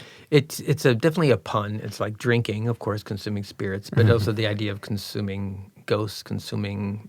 It's, in that piece, it was consuming is kind of about one's past. One thing that I'm kind of enjoying about this new film, even though there still is like a childhood event or a past event that's highlighted, that it leaks into the present moment very much. And I decided that my films were filled with so much longing that I wanted to have some serious making out in my new animation. And there's some like kissing. Okay. And it's funny, Olivia Rogers, who I think is the sauciest of us animators on board. So I knew it's like, I want you doing the kissing. And, but she's great. So but it was funny because the way that I do this film, which is weird, is that I have these models and I kind of puppet them, and we use those. We still have to draw all the frames, but we use those as our models. And so I took these two heads, and I had, let's say I'm holding these two heads, and I kind of like was trying to get like the most sexy kiss I could out of these two. But one of them was made of plaster, so I knew that I had to be really careful. I was like going to tear the nose off. So, but then that was kind of the anchor point, and then but then the hands and stuff come. But I just wanted to, and I have some actual love making. I don't have it's really hard to like. What I find funny is hardly anyone can get a good pelvic thrust in a film. Like, just think about it. I can't think of a pelvic thrusting kind of shot that really. Sometimes, like the riding shot works, but even then, there's something, and I still think that gets down to this primal level of privacy. Well, it's not real. It's like, not. We know that it's not actually It's happening. not real, but it's still also something kind of like, well, that's between two people. Yeah. And but I really do want to. I'm doing my best. So I have some like touching and rolling and some bodies and. But I definitely thought that I didn't have to hold back on kissing. So there's kissing and snuggling, and so I'm really kind of forcing myself to animate that, like that. Enough of this longing, like I want to actually have love land. I'm also kind of interested in these weird other ways we touch ourselves, just like when we're by ourselves, or when you're upset, or or even like I've always been curious about this one. It's like a little prayer face. I do that a lot. Yeah, but it's usually you're usually saying, "Okay, it's going to be okay." A calming thing. It's a calming thing. Yeah. And then when you get like this, that's not as okay. And sometimes you have to come back up. It's going to be okay. I do this a lot, the thinking, the pondering. Yeah. I don't know which ones I do. I do this sometimes. My character's doing the knuckle thing. That sometimes you and then you have some of that animating. But yeah, body gestures are kind of, they're really important. And it's funny, one of my goals in some of these like tableaus that I will make in the future is I do want to do something that is less reliant on language, which is hard because I'm really a writer and I love to write. But I realize that, there's that space when no one's talking, when there's silence, that I would like to do in my films. I must confess, Consuming Spirits is tons of talking. 2,400 and something lines. Wow. Because I had to do the subtitles. Subtitling is really fun, by the way. It's also like, there's one friend I have who annoys me a bit because she's quite successful, and she'll see stuff like, "I am exhausted," and another, another hotel in some city I don't know at another festival. It's like, well, you poor thing. Yeah. So, First world problems. yeah. So when you have to subtitle a film, it means that somebody wants to show it in another country.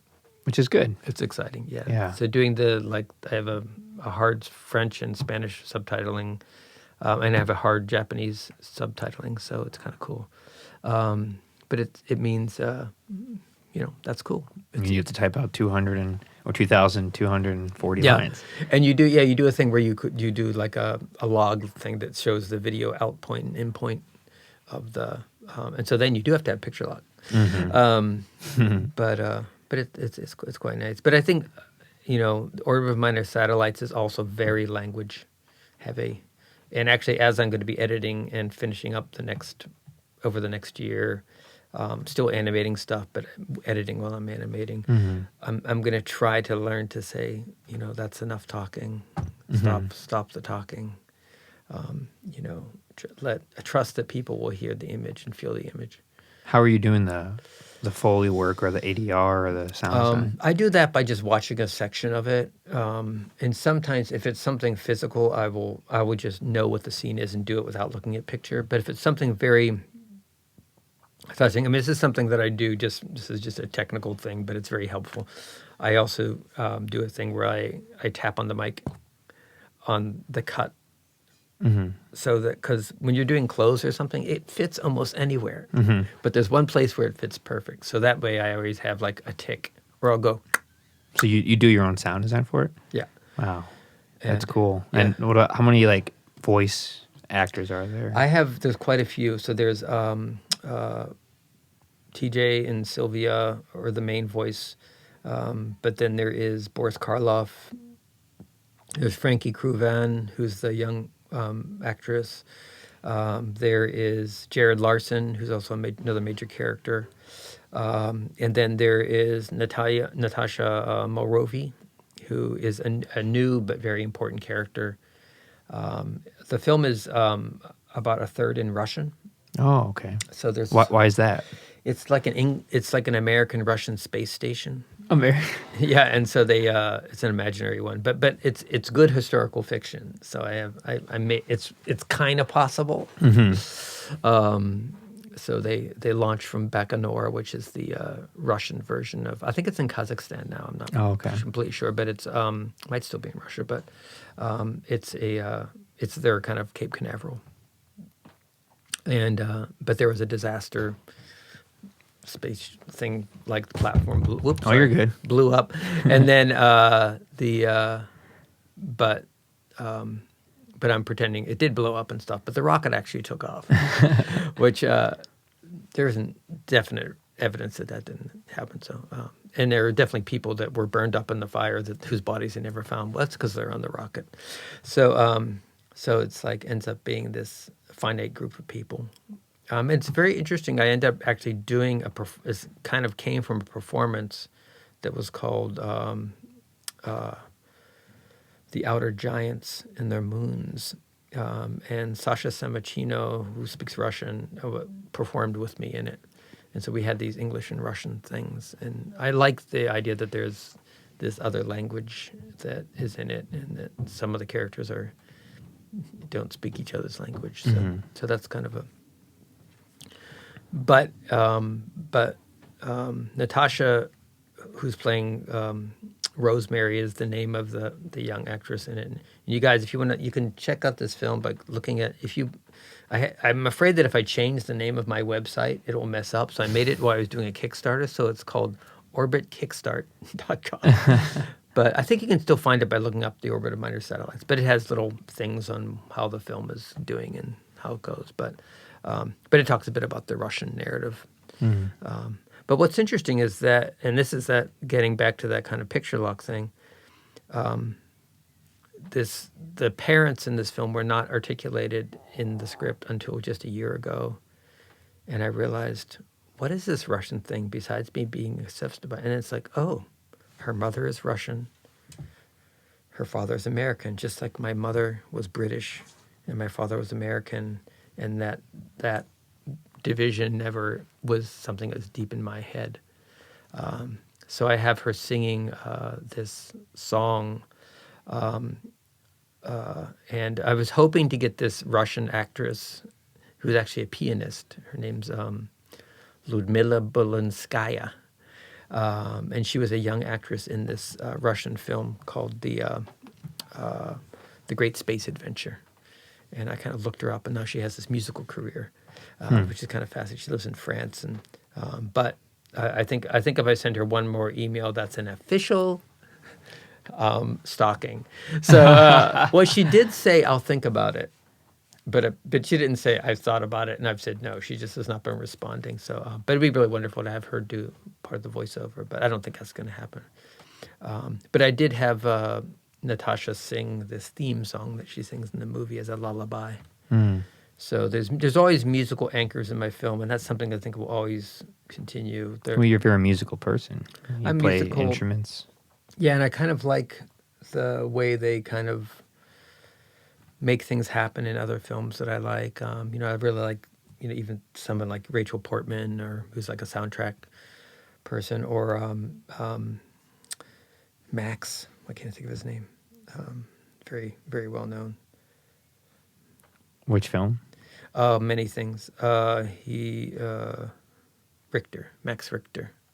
So he did soundtracks for so many films. One of my favorite soundtracks he did is actually for Waltz with Bashir. So Max Richter did the sound, and that soundtrack really makes that film happen.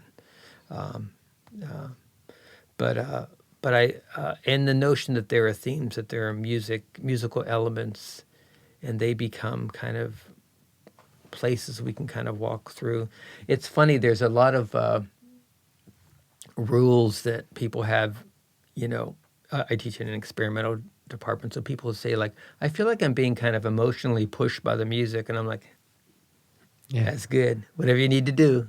Yeah. You use music, you use beauty, use anger, use whatever you need to do to make the thing have an emotional life. So it's funny when people say that, like, or tension.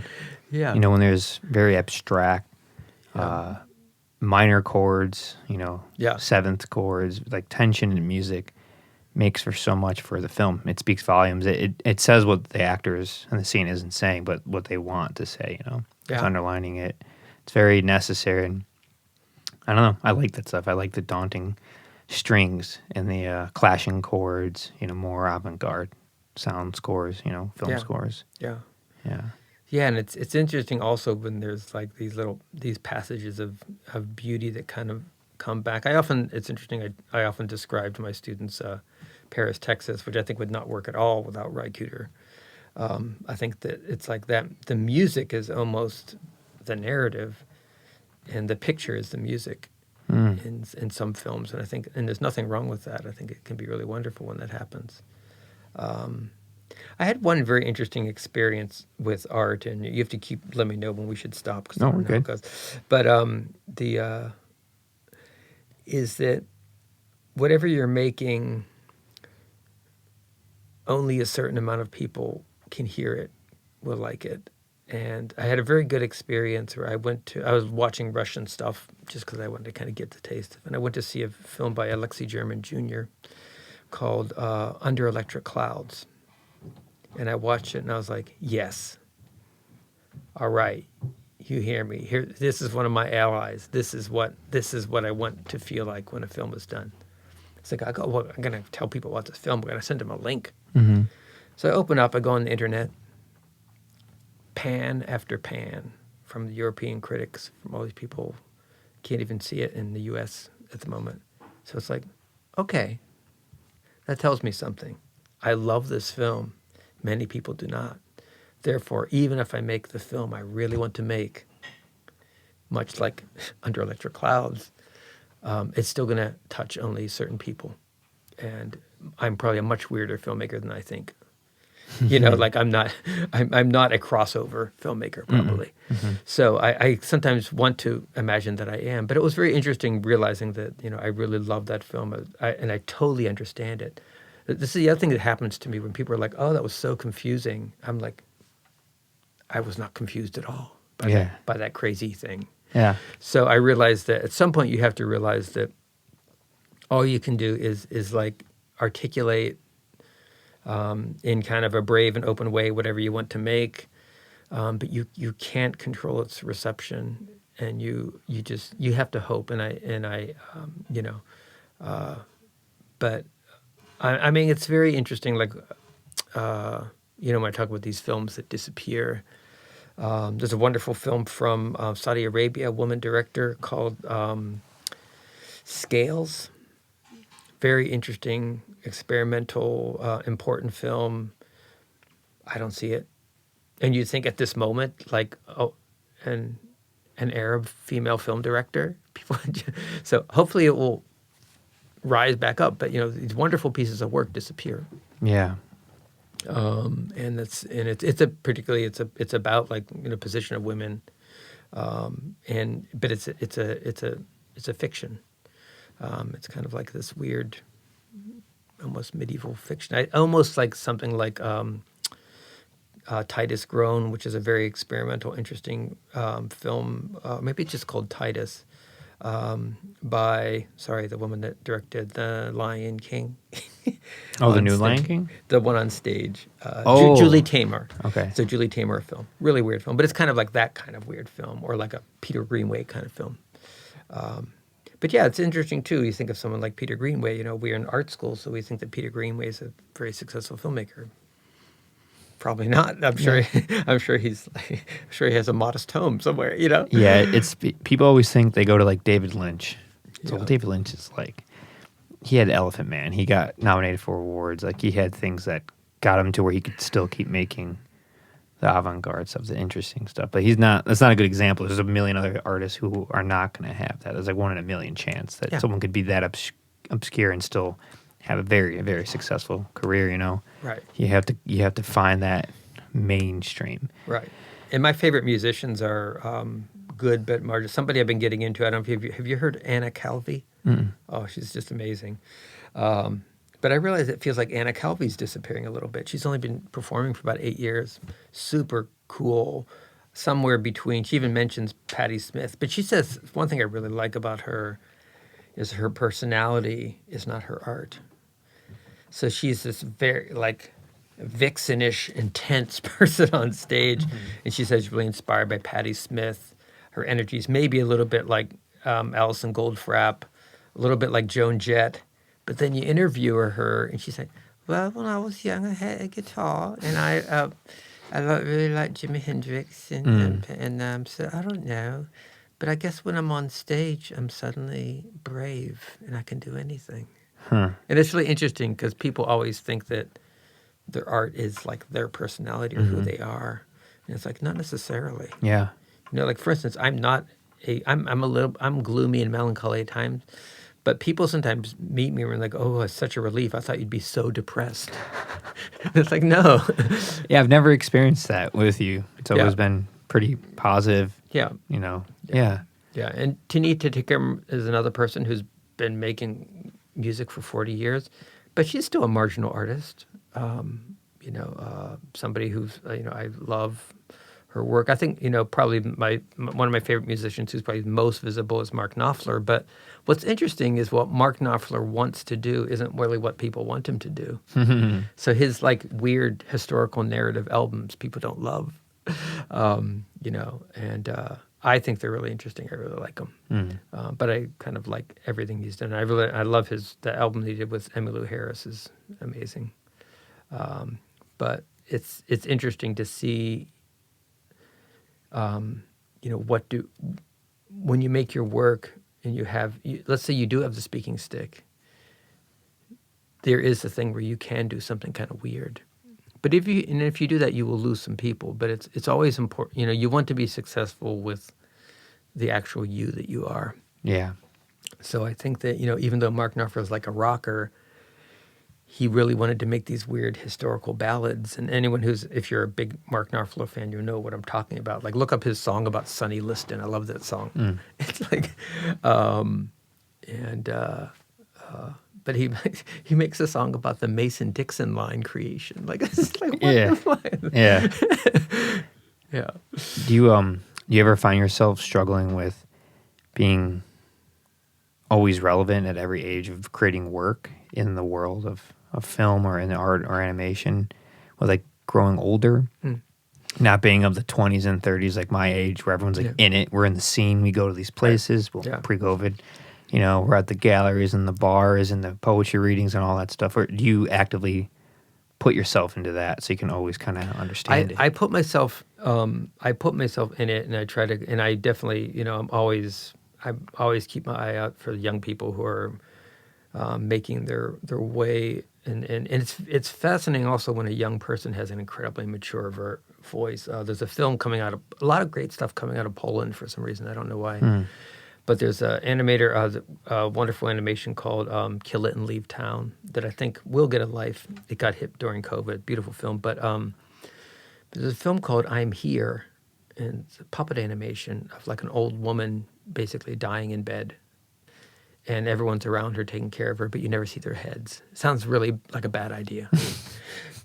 It's a really powerful film. And so I got to... Polish? It's Polish. And I said, I'm going to look this. She's winning awards and stuff. And so I got to look. Here's an interview with her at Festival. And there's a girl sitting. I mean, like a 21-year-old, a 22-year-old. Like, you know, and it's like, how did you know? And then she ends up like, oh, yeah, my grandmother, you know, was dying in the house. And like she has this experience that she's channeling. Yeah. So, but beautiful film.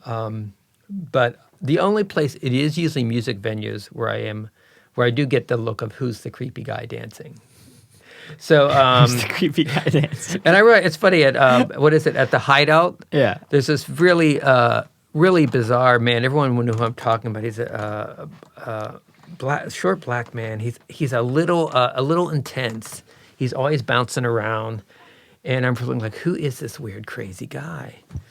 And then I'm watching. It was something at Pianoforte.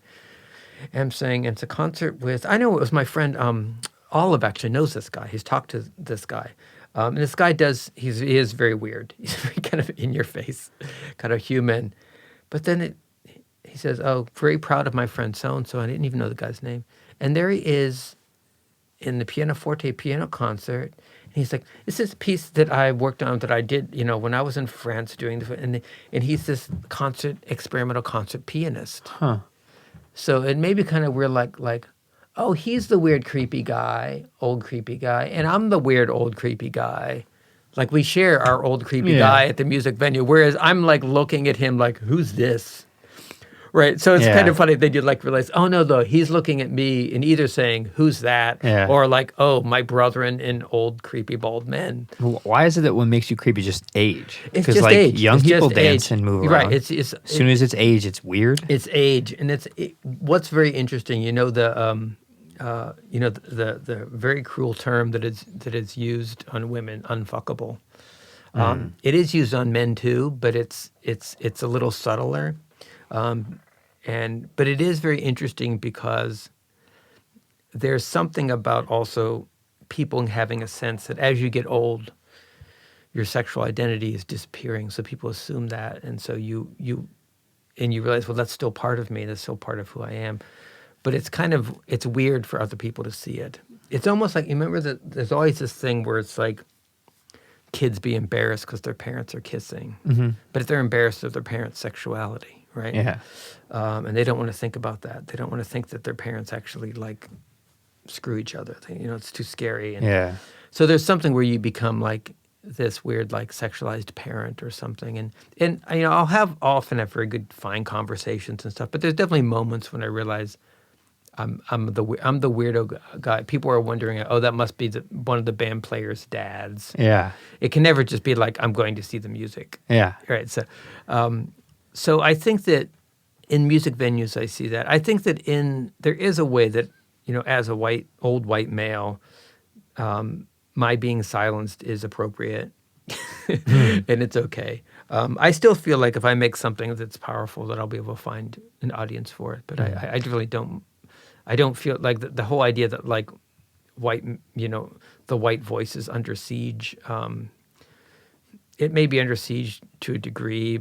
But I don't feel like complaining about that. I feel like if I make something that speaks to people, I'll find an audience for it.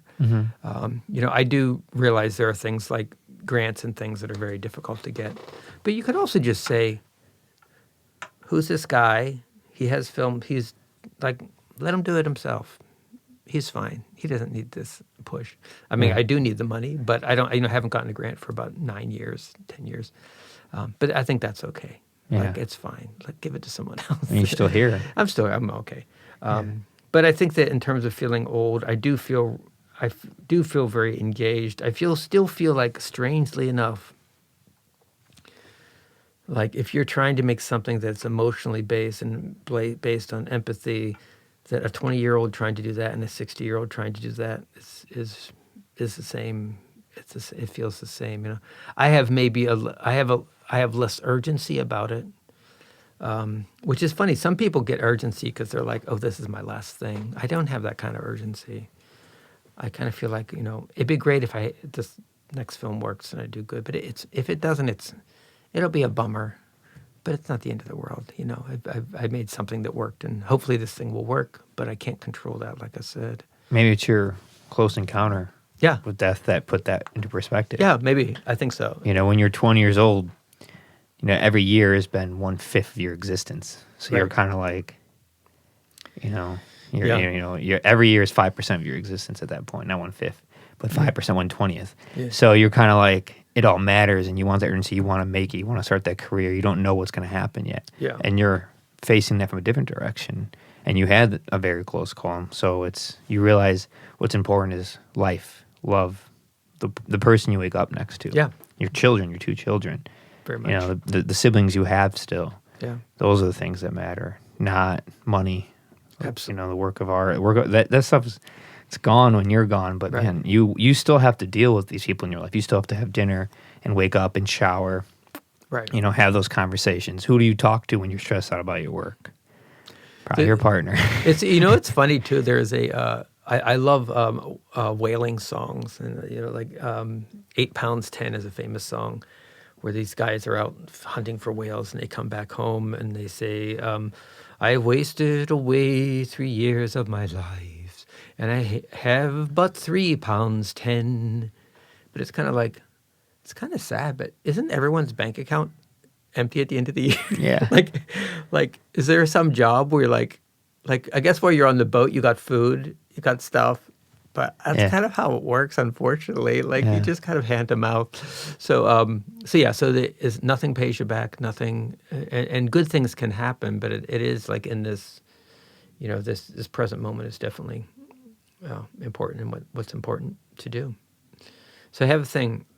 We should either wrap up or I should pee and come back. What should we do?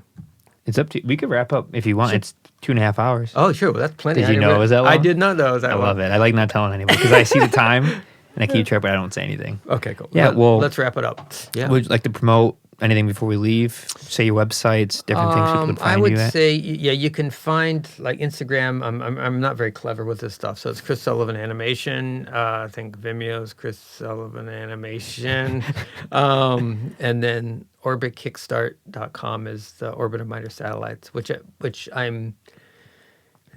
will probably be trying to hit the fall festivals in 2022. Yeah. There's a slight chance that it might be. No, I don't think there's a slight chance. It will definitely be a slight chance. It could be the spring of 2022, but, which would be. It's a weird thing as far as like there's cons, and then there's a giant gap. So it's like if you don't get into the cons, you might as well just wait till whatever. That's a big one. It's a big one, yeah. But strangely enough, they're very supportive of feature animations. They have a history of that. Any other ones? Any other big ones you're applying? I'll apply to Sundance, Toronto. I'll do all that stuff, and I get many Dear Johns. Chicago, definitely. I will. There's a weird thing that you have to. I will probably would not do my world premiere at Chicago, but I really hope to show it. And I loved showing Consuming Spirits at Chicago. I would love to go to. Chicago International Film Festival is a really nice festival. Yeah. And some people don't. And SAIC, once again, that's why you should give them money. It's always embarrassing. You see DePaul and Columbia, and it's like, oh God. Why isn't the Art Institute doing? They don't get it. They don't understand the relationship. What was all my tuition for? I don't know. It's like this is what people do. They say, see how it says Reebok? Yeah. Even Reebok. Yeah. Anyway, anything else? That's good. Thank you so much, Ben. It's been nice talking to you. Chris, thank you so much for coming and sharing your story. It's been really inspiring. So Good. thank you. Good. All right, take care. Bye-bye.